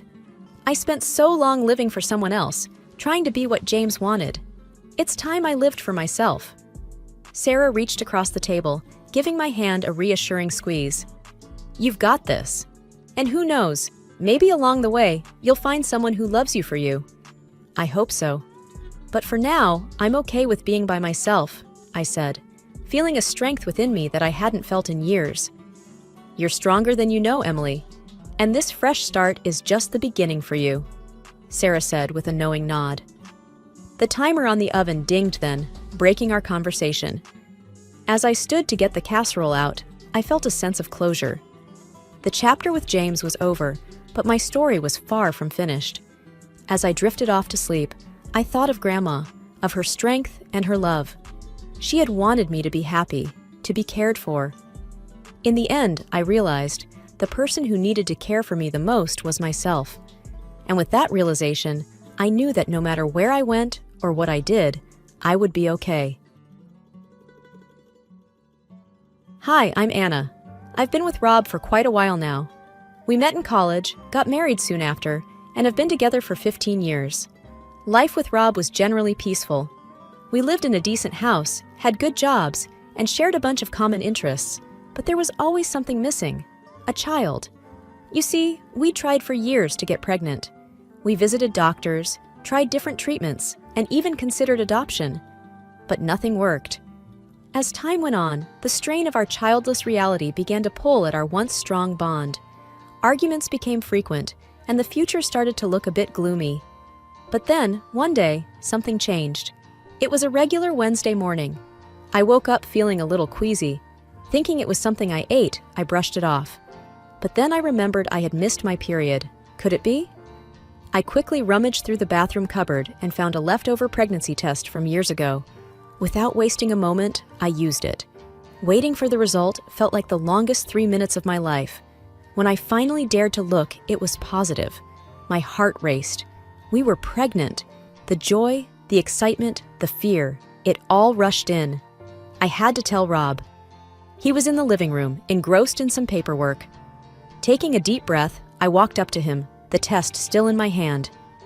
"Rob," I began, trying to keep my voice steady, "I'm pregnant."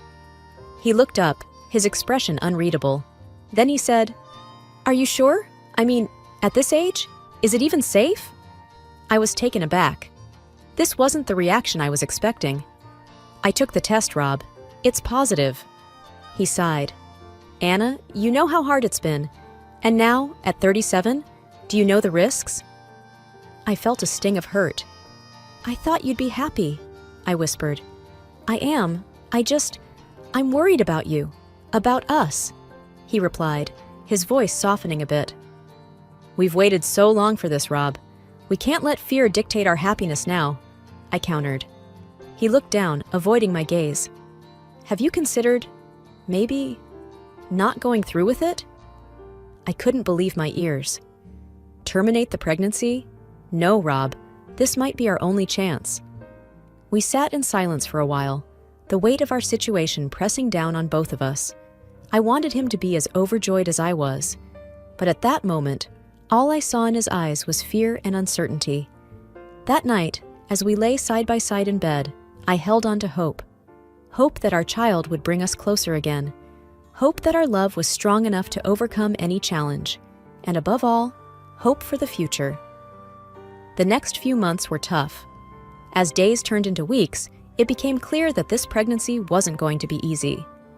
I was often sick, nauseated, and felt exhausted all the time. But each little kick from inside reminded me why it was all worth it.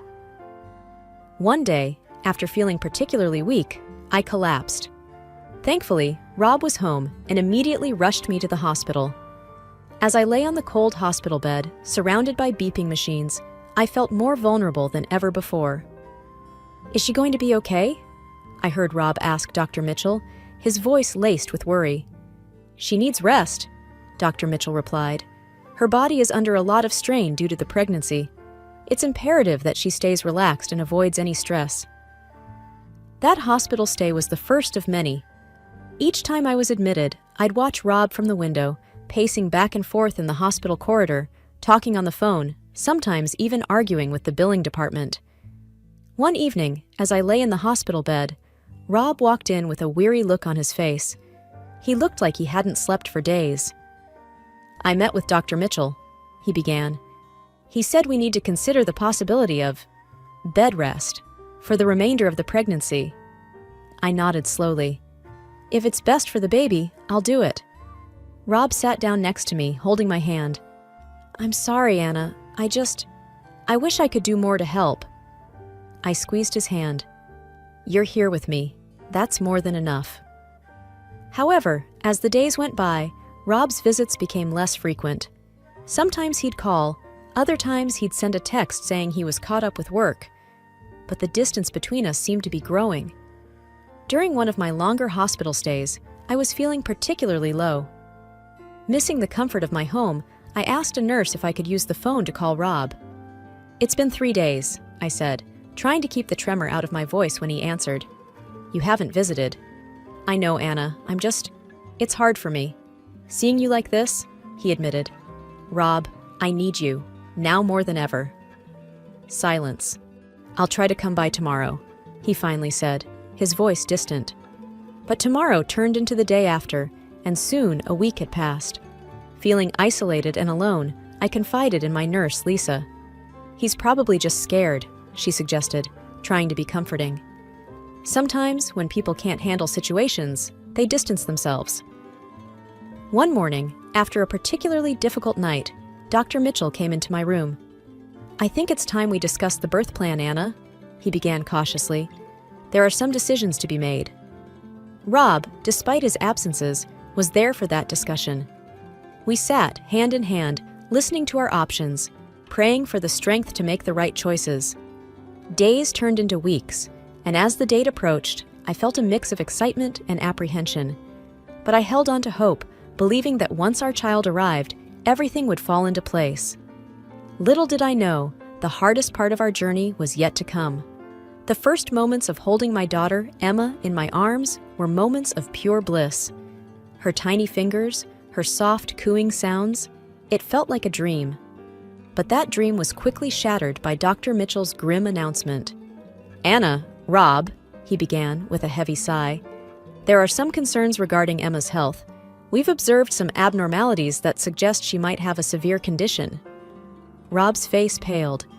"What are you talking about?"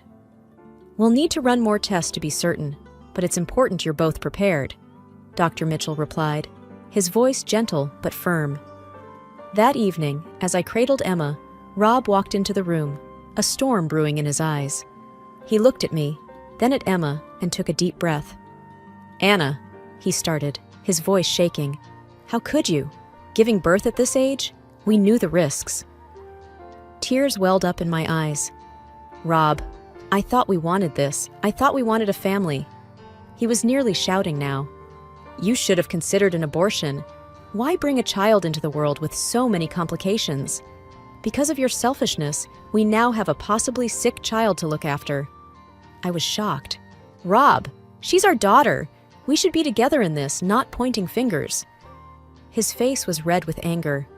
"I can't believe I'm in this situation. I can't raise a child with potential disabilities. It's not the life I imagined." As the weight of his words sank in, a cold dread filled my heart. "So, what are you saying?" Rob hesitated for a moment. "I don't think I can do this. I can't be here, not like this." It felt like the floor had been pulled from beneath me. "You're abandoning your daughter because she might be different?" He looked away, unable to meet my gaze. "I just can't handle it, Anna." Devastation turned into determination. "Fine. If you're leaving, then leave for good. But you'll have no claim over Emma." He didn't respond. Instead, he turned and walked away, leaving me with our newborn daughter, grappling with the uncertainty of our future. Asterisk, asterisk. The first few weeks after Rob left were the hardest. The house felt empty, the silence was deafening, and the reality of being a single mother weighed heavily on me.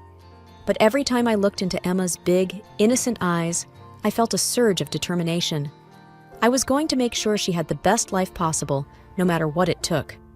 My sister Linda was a godsend during this time. She came over often, helping with household chores and looking after Emma so I could rest. One evening, as I was feeding Emma, Linda walked in, holding 2 mugs of hot cocoa. "Anna," she began gently, "you need to think about the future. Have you considered finding a place of your own?" I sighed, looking around the home that held so many memories. "I've thought about it, but the thought of leaving this place, it's just hard." Linda took my hand.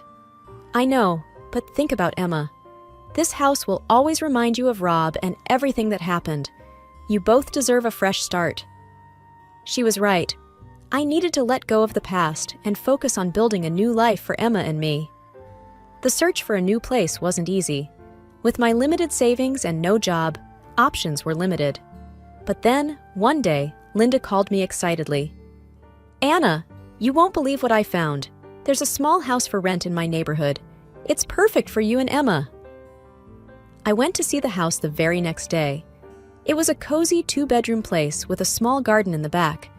The landlord, Mrs. Peterson, was a kind, elderly lady who lived next door. "Linda speaks very highly of you," Mrs. Peterson said, smiling warmly. "The place is yours if you want it." I felt tears of gratitude welling up. "Thank you, Mrs. Peterson. This means so much to me." Moving in was hectic, but with Linda's help, we managed. As I set up Emma's room, filling it with toys and her tiny clothes, a sense of peace washed over me. This was our home, our sanctuary. Linda popped her head into the room. "How's it going in here?" I smiled, hugging Emma close. "It's perfect. I can't thank you enough." She hugged us both. "That's what family is for. You're not alone in this, Anna. Remember that." Days turned into weeks, and life began to settle into a new routine. Morning walks with Emma, visits to the local park, and coffee dates with Linda became our new normal. One day, as Emma and I were playing in the garden, Mrs. Peterson walked over, holding a tray of freshly baked cookies. "Thought you two could use a treat," she said, smiling. I smiled back, taking a cookie. "Thank you, Mrs. Peterson. It's delicious." She chuckled. "Call me Ellie. Feels strange being called Mrs. Peterson by my new neighbor." We chatted as Emma giggled and played. Ellie shared stories of her own children, offering advice and wisdom. I felt a connection, a sense of community that had been missing for so long. As the days went by, the pain of the past began to fade. With the support of my sister and new friends like Ellie, I realized that while one chapter of my life had closed, another, even more beautiful one, was just beginning. Emma's first birthday was just around the corner, and I was deep in preparations. Ellie and Linda offered their assistance, suggesting ideas for decorations and games. As the day drew nearer, I found myself reflecting on the whirlwind of the past year. My baby girl, Emma, was blossoming into a bubbly, inquisitive child, her laughter a constant source of joy. One afternoon, as I was laying Emma down for her nap, the phone rang. The sound was sharp and unexpected. "Hello?" "Hello, Anna," came the familiar voice. It was Dr. Mitchell. I felt a twinge of anxiety. "Dr. Mitchell, is there a problem?" He hesitated, which only deepened my concern. "Anna, I need you to come to the hospital. There's something about Emma we need to discuss." I felt my heart in my throat. "Is she okay?" His voice was thick with regret. "Please come in. We need to talk face to face." Linda agreed to watch Emma while I rushed to the hospital. The drive felt much longer than it was, my mind racing with worst-case scenarios. Dr. Mitchell greeted me in his office, his usually calm face lined with worry. "Anna, I'm so sorry to call you in this way." My patience was thinning. "What's going on?" Taking a deep breath, he began. "There's been a grave error. The initial tests we ran on Emma after her birth got mixed up with another baby's." My confusion grew. "Meaning?" He met my gaze, his eyes filled with regret. "Emma is healthy, Anna. She doesn't have any medical condition. I can't express how deeply sorry I am." The weight of his words hit me hard. "You mean to tell me I've lived this past year under false assumptions? My life turned upside down because of this?" His voice was barely above a whisper. "Yes, and it's my responsibility. I can't begin to fathom the pain this has caused." I thought of Rob, of the bitterness and the pain. This mistake, it's shattered my life. Dr. Mitchell looked defeated. "I know words can't change the past, but I'll do everything I can to make it right." I took a moment to collect my thoughts. I need time to process this. Driving home, a mix of relief and fury consumed me. Yet, seeing Emma's joyful face as I walked in grounded me. She was my world, and she was okay. That night, Linda and I sat down, and I relayed everything. She was horrified. "Anna, what are you going to do?" I looked at Emma, peacefully sleeping. "For now, nothing. And I don't want Rob to know. He made his choice." Linda squeezed my hand. "You're strong, Anna. Remember, you're not alone in this." In the stillness of the night, I reflected on our journey. Yes, the revelation about Emma's health was bittersweet. But one thing was for sure. I would protect and cherish her, regardless of the past. The swift passage of time amazed me. Before I knew it, Emma was already 5 and gearing up for her first day of school. My feelings were a whirlwind of pride, hope, and the natural apprehension of a mother. At breakfast, a few days before school, Emma gazed at me, her eyes shimmering with anticipation. "Mom, will I be going to school like other kids?" I smiled warmly. "Yes, sweetie. In just a few days, you'll be starting." Her face lit up. "Will I find friends there? Will they like me?" Touched by her innocence, I assured her, "Emma, you're such a lovely girl. Of course, they'll adore you." On her first day, dressed in her new school uniform with a pink backpack hanging from her shoulders, Emma paused at the school gates. With a quiver in her voice, she admitted, "Mommy, I'm scared no one will talk to me." I crouched to her eye level. "Honey, always remember to be yourself. You're amazing, and they'll see that. Just give it some time." Her small hand waved goodbye as she joined the bustling crowd of students. I watched her until she was out of sight, my heart heavy with the typical worries of a parent. A few weeks later, Emma was all excitement and stories about her new friend Sophia. Their adventures during breaks, their shared love for painting, and their little secrets. One day, she bounced home asking, "Mom, can Sophia come over tomorrow?" Delighted at her blossoming friendship, I agreed. "Absolutely! I'm eager to meet your new buddy." The next afternoon was filled with their giggles and playful shouts. From the corner of my eye, I noticed their genuine bond and thought of how childhood friendships were so pure and uncomplicated. As the sun dipped, a car pulled up. Emma, holding Sophia's hand, led her to the door. To my shock, standing there were Rob and a young woman, presumably his new wife. "Emma, inside. Now." Rob's voice was curt. Sophia, sensing the tension, looked worriedly between her parents and me. "Daddy, I had so much fun. Emma's my best friend." Rob's gaze was cold. "Sophia, we've talked about this. You shouldn't play with ... inferior children." His voice dripped with disdain, making it clear whom he referred to. I felt a rush of anger. Before I could retort, the young woman, probably trying to mediate, gently tugged at Sophia's hand. "Come, dear, let's go home."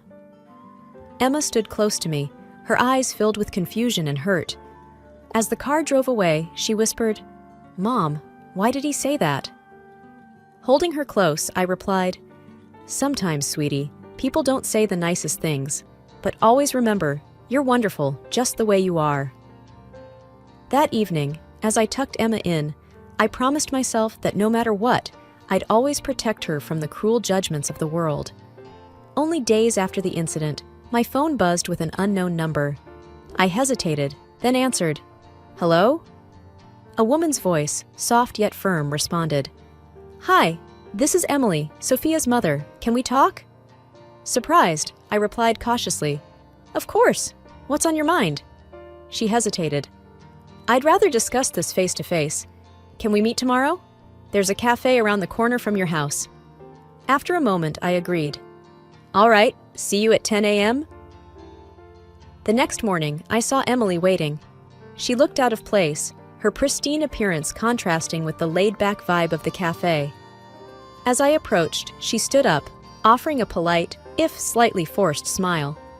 "Thank you for coming," she began, her eyes searching mine. "After the other day, I couldn't shake off a nagging feeling that there's more to the story than Rob's told me." I took a deep breath. "I'm not one to spread tales, but since Sophia is involved, I think you should know." She leaned forward, anticipation evident.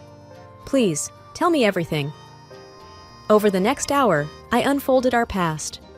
How Rob and I had struggled with fertility, my unexpected pregnancy, his disinterest, the misdiagnosis, his leaving, and my subsequent journey with Emma. I made sure to be factual, not letting emotion color the narrative. Emily sat stunned. "He never told me any of this. He said you were the one who left him, and he always painted such a rosy picture of your marriage." I shrugged. Sometimes, people craft stories to cope, or to hide. She looked defeated. "I feel like such a fool. I thought our love was genuine, but now it seems like he was just replacing one life with another." "Emily," I started, my tone firm, "it's not about him anymore. It's about Sophia and Emma. They've formed a bond. I don't want Emma to suffer because of our past." She nodded. "I completely agree. Children shouldn't be dragged into adult disputes." As we parted, I felt a weight lifted. For the first time, I felt like I was truly free from Rob's shadow, having laid our past bare. That evening, as Emma played with her toys, she looked up. "Mom, will I see Sophia again?" Smiling, I said, "Yes, sweetie, you will. And always remember, your past doesn't define your future. You do." My phone buzzed on the coffee table, startling me from my thoughts. Rob's name flashed on the screen, a name I hadn't expected to see in a long time. Hesitating for only a moment, I answered, "Anna." Rob's voice was filled with a mix of anger and desperation. "Do you have any idea what you've done?" I frowned, taken aback. "What are you talking about?" "Emily left me." he spat out bitterly. "She filed for divorce, and she's taken everything. I've lost almost everything, Anna, and it's all because she spoke to you." I could hardly believe what I was hearing. "Rob, you made your choices. I just told her the truth." There was a heavy pause. "She also told me about Emma, that she's healthy. You never told me." "Why would I?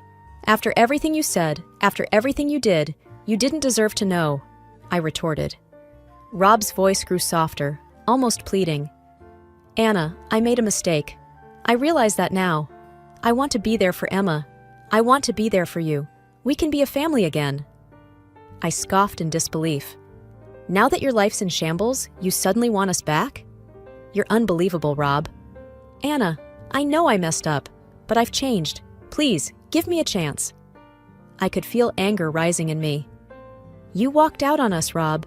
You called our daughter inferior and turned your back. Now that your little fairy tale with Emily has ended, you think you can just waltz back into our lives? Think again." He sounded desperate now. "I was wrong, Anna. I see that now. Can't you give me another chance?" "No," I replied firmly. "Emma and I have moved on. We're doing just fine without you, and we don't need or want you in our lives." "But Anna—" "It's over, Rob. Goodbye." I ended the call, my heart racing. I took a deep breath, letting the emotions wash over me. Emma and I had each other, and that was all that mattered. I wouldn't let Rob's selfishness disrupt our peace. Whatever challenges lay ahead, we'd face them together. I'm Emily. I was a 25-year-old living a quiet, unremarkable existence with my boyfriend Mike in a relationship that had seen better days. We'd been together since college, a pair drawn together more by familiarity than by the fervent passion of star-crossed lovers. Our arguments were frequent, often about Mike's disinterest in planning for the future or his latest gaming marathon that would last well into the early hours, leaving me to sleep alone. We were two people dancing around the inevitable conversation of, "Where's this going?" without ever actually taking the floor. It's not that we didn't care for each other. It's just that somewhere along the line, we stopped trying to make it work. My parents, Sue and George, were the antithesis of us.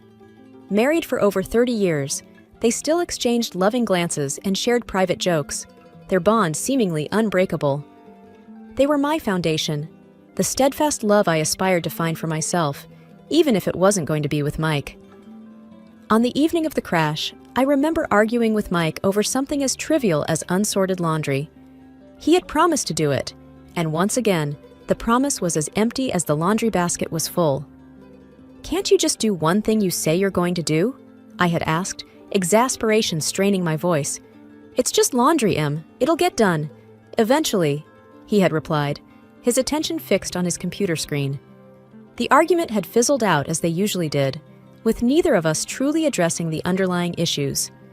Later, as I sat in the back seat of my parents' car, the warmth of their chatter was a soothing balm to the residual frustration from the argument with Mike. They were celebrating another year of Mom's life, and their joy was infectious. Then, the world turned on its axis. Headlights merged with the sound of metal on metal, and everything went black. When I awoke, it was to the antiseptic smell of a hospital, the relentless beeping of the heart monitor, and a heavy blanket of dread.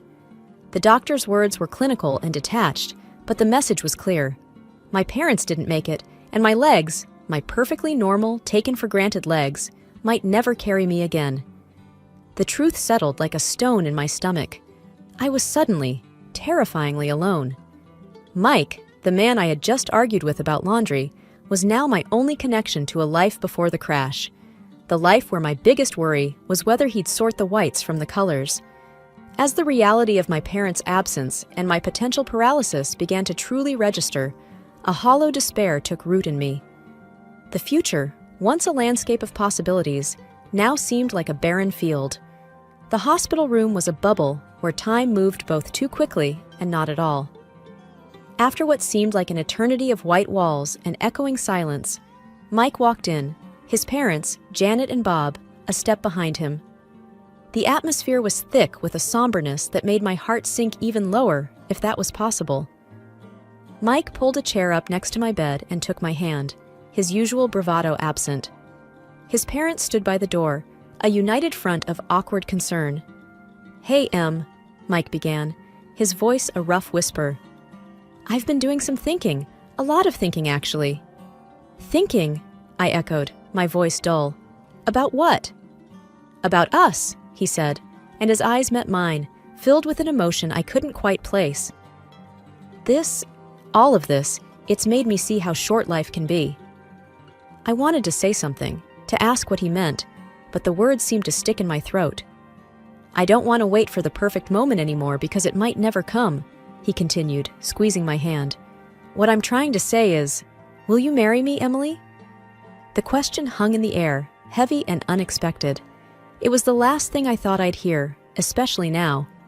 I searched his face for a sign of the impulsive Mike I knew, the one who acted first and thought later.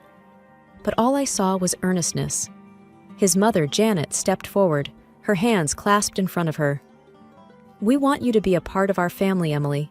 We'll take care of you." "And it's not out of pity," Bob added quickly. "It's because we love you, and we want to support Mike in taking this step." I was stunned, my mind racing. This was a lifeline, unexpected, and maybe even a little reckless, but a lifeline nonetheless. I looked at Mike, really looked at him, and saw not just my sometimes immature boyfriend, but a man offering his support in the most uncertain time of my life. "Mike, My voice trailed off as I tried to gather my thoughts. "It's okay, Em. You don't have to decide right now. I just wanted you to know how I feel," he said, his thumb rubbing circles on the back of my hand. I thought about my parents, about the unwavering love and support they had always shown me. Wasn't this what they would have wanted? For me to be loved and cared for, no matter what? "Mike, I don't know what the future holds for me, for us. But yes," I found myself saying, the words stronger than I felt. "Yes, I'll marry you." A smile, the first genuine one I'd seen in days, spread across Mike's face.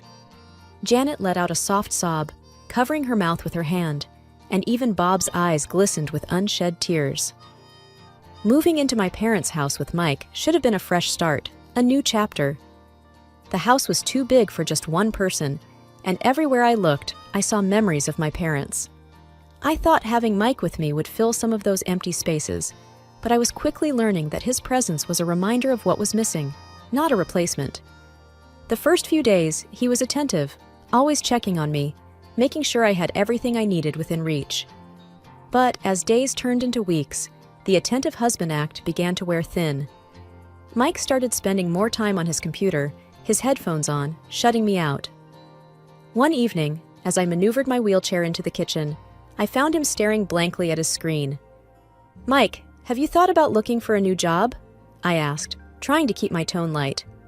"The insurance won't cover everything, and the bills are starting to pile up." He didn't look away from the screen. "I told you, Em, I'm taking care of you now. That's my job." "But I can take care of myself during the day," I pushed back, feeling a twinge of frustration. "You don't need to be here all the time."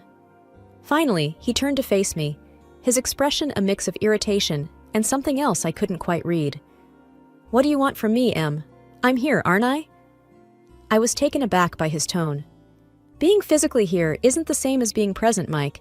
I need a partner, not just a roommate." He stood up abruptly, his chair scraping against the tile. "You know what, Em? Maybe I need more than this too. Maybe I wasn't cut out to be a nursemaid."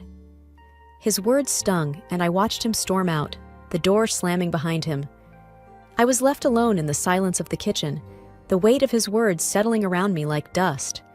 I wasn't just alone, I was lonely. That night, as I lay in bed staring at the ceiling, I couldn't help but think about how quickly our modest honeymoon period had ended. The vows we had taken felt like they were from another lifetime. The Mike who had lovingly promised to be by my side, in sickness and in health, seemed like a stranger now. As the weeks dragged on, his absences grew longer, and the excuses more flimsy. He was either out with friends or lost in a digital world that didn't seem to have room for me. I felt like an obstacle in his life, a burden he hadn't anticipated. One particularly tough day, when the pain was bad, and the house felt more like a mausoleum than a home, I heard the front door open. Expecting Mike, I called out, "Is that you?" "Yeah, it's me," he replied, his voice distant. "I'm just grabbing a few things, then I'm heading out again." I wheeled myself to the hallway, watching as he rifled through a drawer for his keys. "Going out with friends?" I asked, trying to mask the hurt in my voice. He paused, keys in hand, and sighed. I need some space, okay? It's not easy for me either, all this." I nodded, biting back tears. "I know.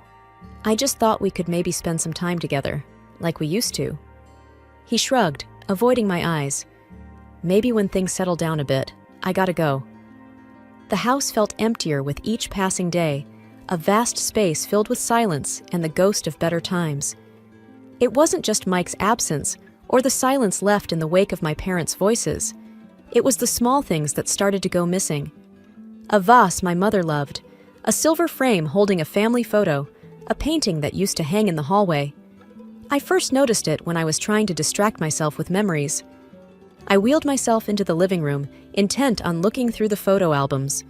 But as my eyes scanned the room, they fell on the bare patch of wall where the painting had been. Confusion knotted my brow. "Mike!" I called out, unsure when he had last gone out. There was no answer, and the emptiness of the house seemed to echo back at me. That evening, when Mike returned, I asked him, "Have you seen the landscape painting that used to be in the hallway?" He barely glanced up from his phone. "Oh, that old thing? Yeah, it was getting dusty, and I figured we could use the space for something else." Something about his casual dismissal didn't sit right with me. "But it was my mom's favorite," I said, a tremor of unease in my voice. He shrugged, his attention still half on his screen. "We can get another painting, Em. It's no big deal." But it was a big deal. The items that went missing next were unmistakable, things that had been in my family for years. One afternoon, I caught Janet, Mike's mom, in the act. She was bustling around the living room with a big black garbage bag. "Janet, what are you doing?" I asked, my voice sharp with alarm. She jumped, a guilty flush creeping up her neck. "Oh, just some spring cleaning, dear. This place is cluttered with so many old things." "But those are my things," I protested, my heart rate picking up. There," she cooed, her voice sickly sweet. "We're just making things nicer for you. You'll thank us later." I watched her like a hawk every time she visited after that, but the thefts became sneakier, more calculated. And every time I brought it up, I was met with reassurances that it was all in my best interest. One night, lying in bed, I turned to Mike, who was scrolling through his phone, as had become his nighttime ritual. "Mike, your parents have been taking things from the house. My things." He didn't look up. "Mom's just trying to help. You know she's got a knack for this stuff." "Help?" I echoed, disbelief coloring my tone. "By taking my parents' belongings?" He sighed, finally setting his phone down and turning to face me. "Look, Em, they think we should be looking forward, not backward. They're just trying to take some of the load off you." I wanted to scream, to rage against the violation, the disrespect. But I was tired of fighting, tired of questioning my own sanity. "This isn't what I want," I whispered, the fight draining out of me. Mike reached over and patted my hand, a gesture that felt more patronizing than comforting. "Try to get some sleep, Em. Things will look better in the morning." I couldn't take it anymore and confided in Anna, my closest friend who was also a massage therapist. She had been helping with my rehabilitation, her visits a rare source of relief. "Anna, things are going missing around the house," I confided as she worked on my stiff muscles. "And I can't shake the feeling that Mike and his parents are behind it." Anna paused, her hands stilling on my shoulders. "Have you talked to Mike about this?" "I have, but he just brushes it off. Says his parents are helping us by decluttering." I let out a hollow laugh. "But it's only my family's things that are disappearing." Anna's brows furrowed in concern. "That doesn't sound right, Em. Do you want me to do something? Maybe come by more often? Keep an eye out?" The idea sparked something in me, a plan forming from the embers of my frustration. "Could you, I don't know, maybe help me set up some sort of camera or something to record what's going on when I'm not in the room?" With a nod of determination, Anna agreed. "I'll bring something over tomorrow. We'll get to the bottom of this." True to her word, Anna came back the next day with some discreet recording devices, which she placed in strategic locations around the house. It felt like something out of a spy movie, and if I wasn't so desperate for the truth, I might have laughed at the absurdity of it all. A few days later, Anna returned with the recordings, and we sat down to listen. The voices of Mike and his parents filled the room, and the blood in my veins turned to ice as their scheme unfolded through their casual conversation. And once we get her committed, the house and everything in it will be ours, Mike's voice said, clear and cold. Yeah, the place will sell for a fortune, and all those antiques? Pure profit, his mother added, her tone greedy. We just need to make sure Emily doesn't catch on before we have everything in place, his father chimed in. Tears streamed down my face as I listened to their betrayal.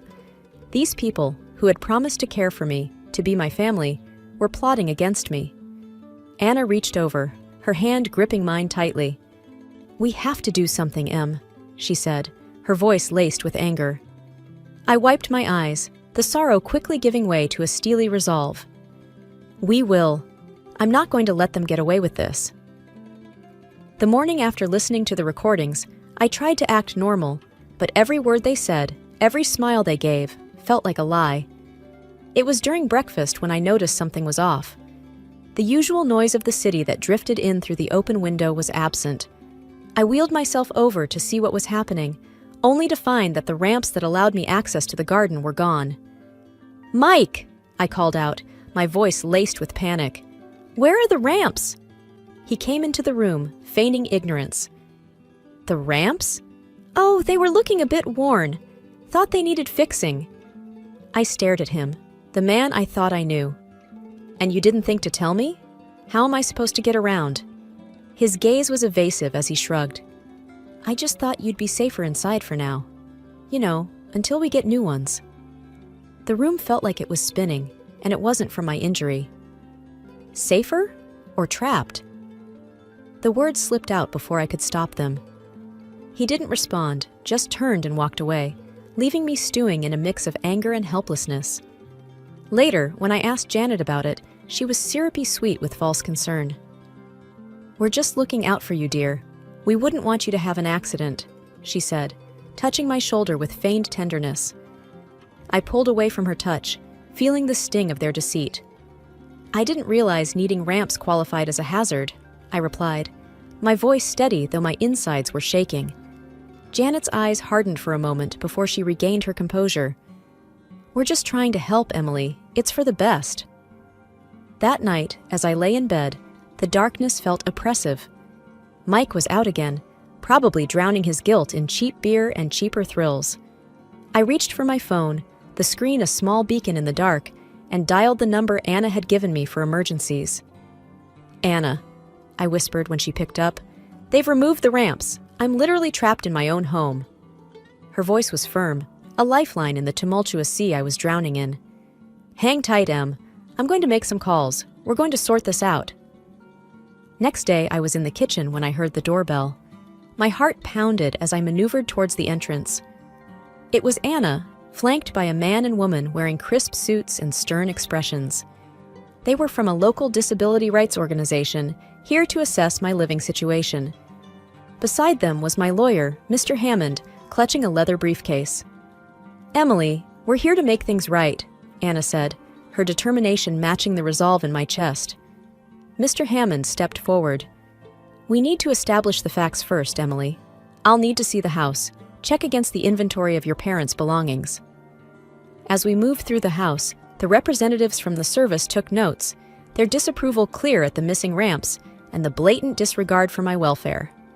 Mike walked in during the commotion, surprise etching his face. Em, what's going on? Who are these people?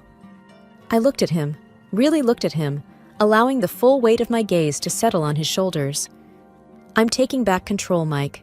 This is my lawyer, and these are advocates for people with disabilities. They're here to ensure my home is safe and that my rights are respected.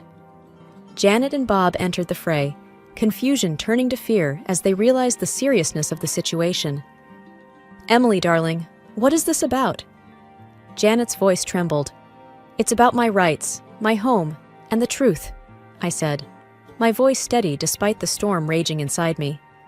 Mr. Hammond is here to confirm the inventory of my inheritance. Mr. Hammond opened his briefcase, pulling out documents and photographs. We have detailed records of all items bequeathed to Mrs. Harper. It seems several are missing. Bob's face paled. Now, Emily, I'm sure this is all just a misunderstanding. There's no misunderstanding, I replied. The recordings Anna had provided playing in my head. And I have more than just missing items to discuss. Mike's parents looked at each other, the facade of the caring in-laws crumbling before my eyes. Mike stood there, silent, the reality of the situation dawning on him. Anna moved closer to me. We also have evidence of the conversations you've had regarding Emily's property and well-being. The advocates from the Disability Service spoke up. Removing access to the ramps is a direct violation of Mrs. Harper's rights. We'll be taking action. As Mr. Hammond laid out the evidence of their theft and their plans for my future, I saw the trap I had been in from the outside. But now, the tables had turned. I was no longer the victim in their game. I was the one calling the shots. Mike finally found his voice. I can explain. But I shook my head. Save it, Mike. I've heard enough. Janet started to cry, and Bob put an arm around her, but there was no comfort to be found in their deceit. The day of the trial was a culmination of everything I had endured. The courtroom was stark, the air thick with tension. Mike and his parents were on one side, looking nothing like the family that had once promised to care for me. I was on the other, with Anna beside me and Mr. Hammond at the ready, with his briefcase of evidence. As the proceedings began, the judge looked down at us from his bench, his gaze lingering on me for a moment. We are here to examine the evidence regarding the allegations of theft and the premeditated exploitation of Emily Harper, he said. Mr. Hammond presented the recordings, the inventory discrepancies, and testimonies from the disability advocates.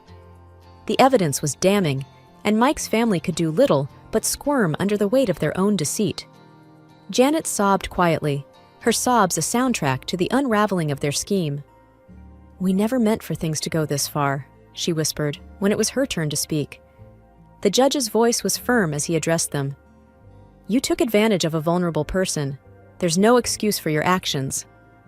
Mike stood, his voice barely audible. "I'm sorry, Em. I never wanted to hurt you." I looked at him, the history we shared playing out in a flash before my eyes. "Sorry isn't enough, Mike. You chose this path." The gavel came down like the final word on the life I had once known. Mike and his parents were found guilty. Reparations were ordered, and they were to have no further contact with me. With the help of Anna and a dedicated team, I started physical therapy. Each small movement was a victory, each step a testament to my resilience. My legs, once lifeless, began to tingle with new strength. One day, as I managed to stand with the help of parallel bars, Anna cheered me on. "Look at you, Em, you're doing it!" The smile on my face was mirrored in her own. "I am, aren't I?" The joy bubbled up from a place I thought had been broken beyond repair. And so, I moved forward, one day at a time. The house, once a mausoleum of my past life, was slowly transformed back into a home, a sanctuary where I healed and grew stronger. My name is Helen Collins. I'm 29 years old, and I work at the local library in a small town that most people have probably never heard of. My life is simple, maybe too simple for some, but it's mine. I've always been the quiet type, preferring the company of books to the loud outside world. The library is my sanctuary. It's a small, old building with creaky floors and shelves that have seen better days. But to me, it's perfect. Every day, I open the library doors at 8 a.m., turn on the lights, and breathe in the familiar scent of books. It's a routine that never gets old. My parents passed away when I was young, so I was raised by my grandmother. She was a kind woman, always encouraging me to read and learn. But she's gone now too, and I'm all alone. No siblings, no close relatives, just me and my small world. "Good morning, Helen." Mr. Jenkins, a regular visitor, greets me as he walks in. He's an elderly man who spends his days reading history books. "Good morning, Mr. Jenkins." The new shipment of history books arrived yesterday. I've set them aside for you, I reply with a smile. Ah, you know me too well, dear. He chuckles, shuffling towards the designated shelf. The day goes on like this, with familiar faces coming and going. I help a group of kids find books for their school project, recommend a romance novel to Mrs. Harrison, and guide Mr. Thompson to the science fiction section. It's a quiet life, but I like it. I find comfort in the predictability, the routine. And then one day, everything changed. The day Jack walked into my life. He came in looking for a book, but I could tell he wasn't the regular library type. He seemed out of place with his crisp suit and confident stride. "Can you help me find a book?" he asked, his voice smooth and inviting. "Of course. What are you looking for?" I replied, trying to keep my composure. "It's a novel, The Great Gatsby, I believe." "Right this way," I said, leading him to the classic section. As I handed him the book, our hands brushed briefly, sending a jolt through me. It was a simple touch, but it lingered in my mind. "Thank you, Helen," he said, reading my name tag. "I'm Jack." "It's nice to meet you, Jack." That brief encounter marked the beginning of everything. The beginning of a love that I thought would last a lifetime. The beginning of a journey that would take me from the quiet life I knew into a world of chaos and betrayal. If only I had known then what I know now, maybe things would have been different.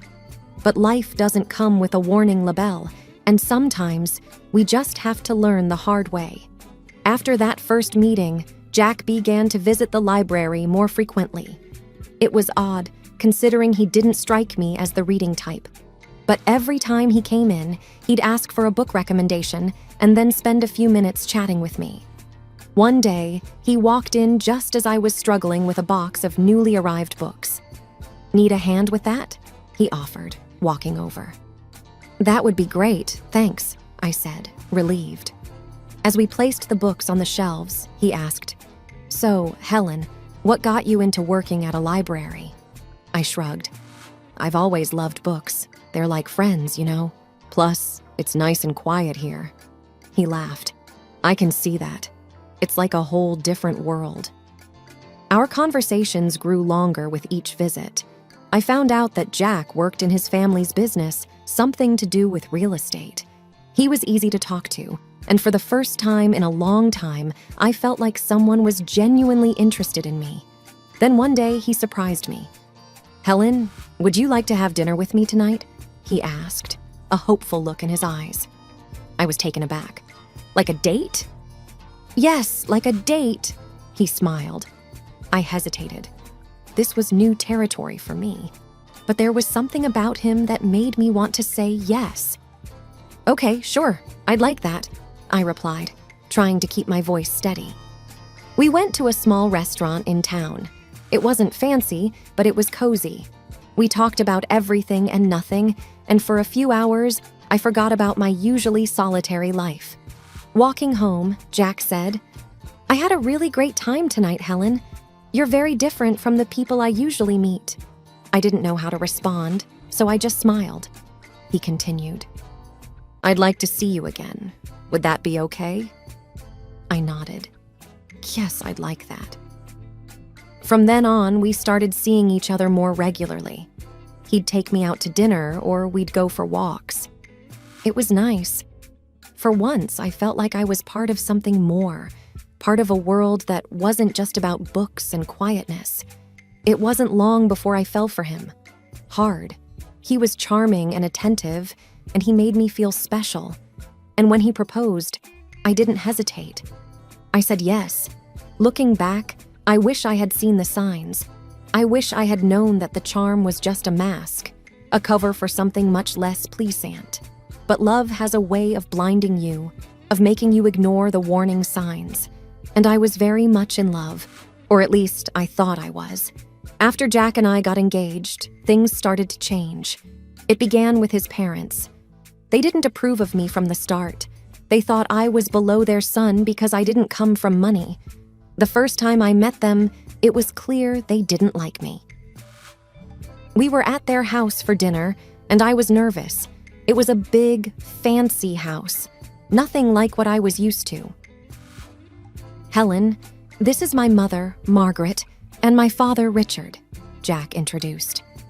"Nice to meet you," I said, trying to smile. Margaret looked me up and down. So you're the girl who works at the library." "Yes, I am," I replied, feeling smaller by the second. Richard chimed in. "Jack, couldn't you find someone more suitable?" I felt like crawling into a hole. The dinner was long and uncomfortable. They made it clear they thought I wasn't good enough for their son. But Jack stood up for me, which made me love him even more. Before our wedding, they insisted on a prenuptial agreement. They said it was just a formality. I didn't have much to lose, so I agreed without making a fuss. Once we got married, I moved into Jack's house, which was actually his parents' house. They had given it to him as a wedding gift, but they acted like it was still theirs. His parents came over all the time, unannounced. They'd walk in and start ordering me around. "Helen, make us some coffee," Margaret would demand as soon as she walked in. And I would, without saying anything. I didn't want to cause trouble.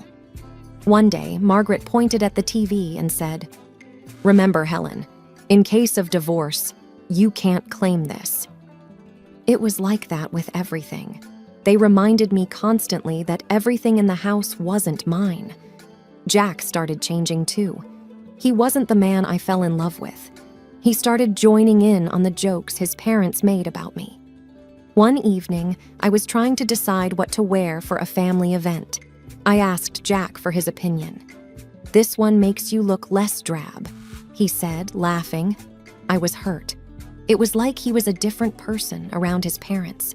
He didn't stand up for me anymore. Instead, he laughed along with them. It was exhausting, living in that house. I felt like an outsider, an unwanted guest.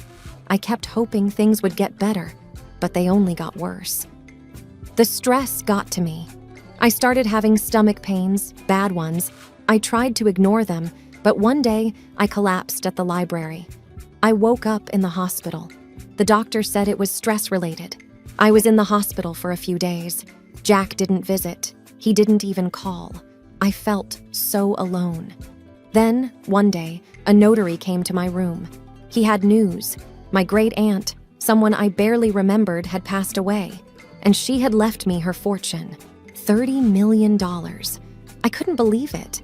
I didn't even know what to do with that kind of money, but suddenly, I wasn't just the poor girl from the library anymore. When Jack and his parents found out, they came to visit. Suddenly, they were all smiles and sweetness. "Darling, we're so happy for you," Margaret said, her voice dripping with fake concern. "Yes, we're a family. We should support each other," Richard added. I didn't buy it. It was too much of a change. After they left, I overheard them talking outside my room. They didn't know I was listening. "She's such a fool. Can you believe our luck?" Jack laughed. "We need to make sure she doesn't leave you, Jack. Maybe you should have a child with her." "That will tie her down," Margaret suggested. I felt sick to my stomach. These people didn't care about me. They just wanted my money. I knew then what I had to do. I had to get out of that house, away from these people. I had to take control of my life. I wasn't going to be their victim anymore. I left the hospital with a plan in my mind. I knew what I had to do. As I got home, Jack and his parents were waiting. They were all smiles, acting like the caring family they never were. "Oh, Helen, we were so worried about you," Margaret exclaimed. I nodded but didn't say much. I needed to act normal, not to tip them off. Jack came closer. "So, when do you get the inheritance?" he asked, a little too eagerly. I looked at him, the man I thought I loved, and realized I didn't even recognize him anymore. "Soon," I said. "But it's not something you need to worry about." His smile faltered a bit. "But we're married, Helen. What's yours is mine, right?" I forced a smile. "Of course, darling." That night, I couldn't sleep. Their voices echoed in my head, their fake concern, their greed. It made me sick. I got up and started writing. I wrote down everything they had done, everything they had said. It was like a dam had broken, and years of pent-up frustration and pain poured out. The next morning, I had a meeting with a lawyer. I explained everything, showed him the prenuptial agreement. He was shocked but said the agreement would protect me. "You're doing the right thing," he assured me. When I got back, I found Jack and his parents in the living room. They looked up as I walked in. "There she is, our brave girl," Richard said with a smile that didn't reach his eyes. I sat down, clutching my purse. "I have something to say." They all looked at me, curious. "I'm filing for divorce," I said, my voice steady. The room went silent. Then Margaret erupted. "What? You ungrateful little—" Jack was on his feet. "Helen, you can't be serious. We love you." "Do you, Jack?" "Because I don't feel loved. I feel used." Margaret was fuming. "We'll sue you. We'll take half of your inheritance." I reached into my purse and pulled out a copy of the prenuptial agreement. "Actually, you can't. This says neither of us can claim the other's property in case of divorce." They were speechless. For the first time, I felt in control. I stood up. "I'm leaving. I don't want any of you to contact me." I walked out of that house, their shouts and insults trailing behind me. It was the hardest thing I'd ever done. But as I drove away, I felt a weight lift off my shoulders. I was free from their disdain, their manipulation. For the first time in a long time, I felt like I could breathe. I didn't know what the future held, but I knew it had to be better than the past. I rented a small apartment in the city. It was nothing fancy, but it was mine. For the first time in years, I felt a sense of peace. I was still dealing with the divorce, but I felt like I could handle it. One day, I got a call from the lawyer. "Helen, there's something you should know about your great-aunt's will." I was puzzled. "What about it?" "There's a condition. You need to use a portion of your inheritance for a charitable cause. It was your great-aunt's final wish." I was surprised. I had no idea. The lawyer continued. "She was quite the philanthropist. It seems she wanted to pass that on to you." I hung up the phone, deep in thought. My great-aunt had given me a chance to do something good. It felt like a sign, a push in a new direction. I started researching charities and causes. I wanted to do something meaningful, something that would make a difference. That's when I stumbled upon a small organization that helped women who were victims of domestic abuse. It struck a chord with me. I contacted them and set up a meeting. The woman I met, Linda, was passionate and dedicated. "We provide shelter, legal aid, and counseling to women who have nowhere else to go," Linda explained. I listened, moved by the stories she shared.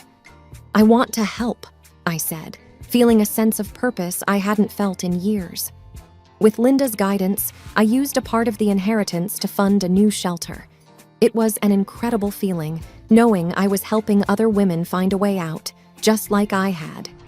A few weeks later, Linda invited me to the opening of the shelter.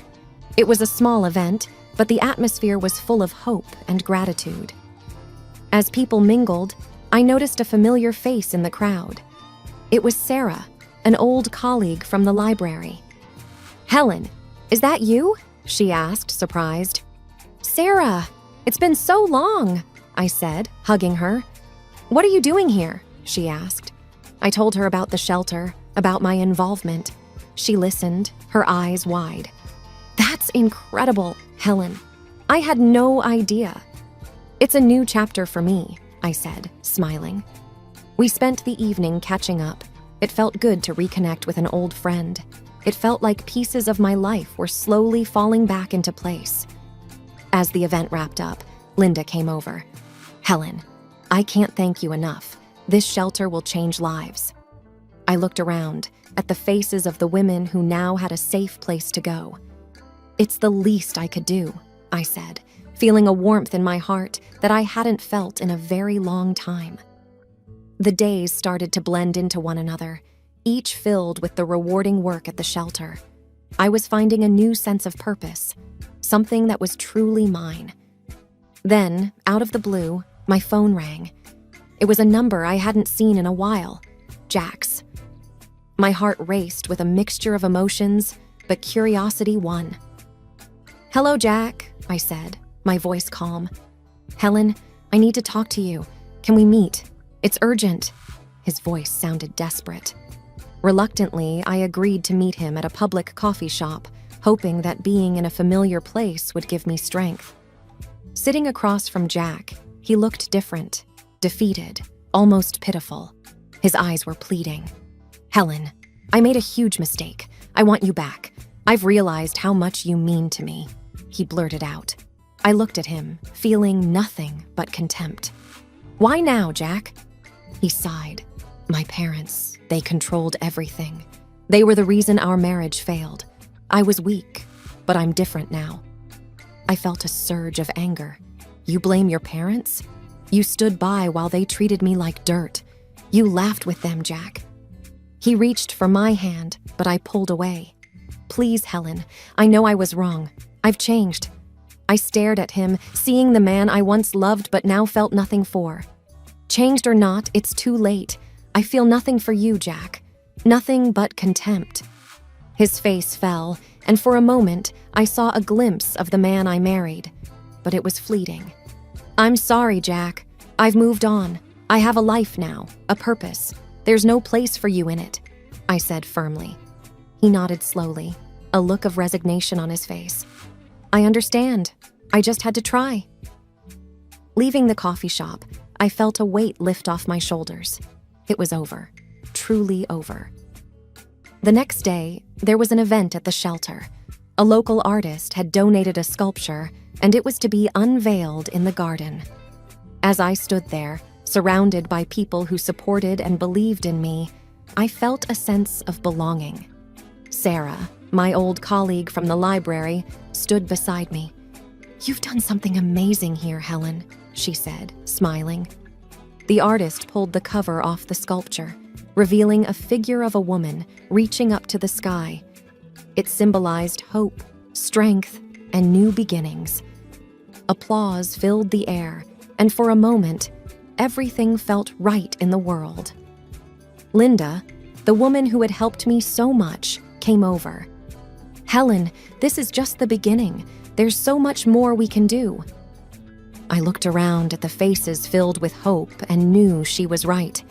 This was my new beginning, and I was ready to embrace it fully. My new life was busy and fulfilling. Every day at the shelter brought new challenges and rewards.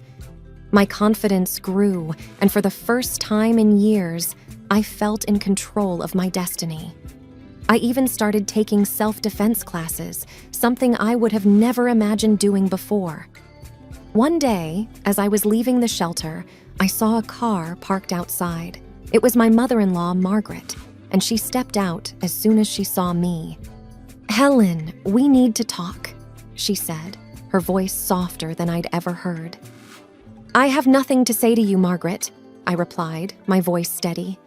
"Please, just hear me out. I've realized how wrong we were," she pleaded. I stopped and looked at her.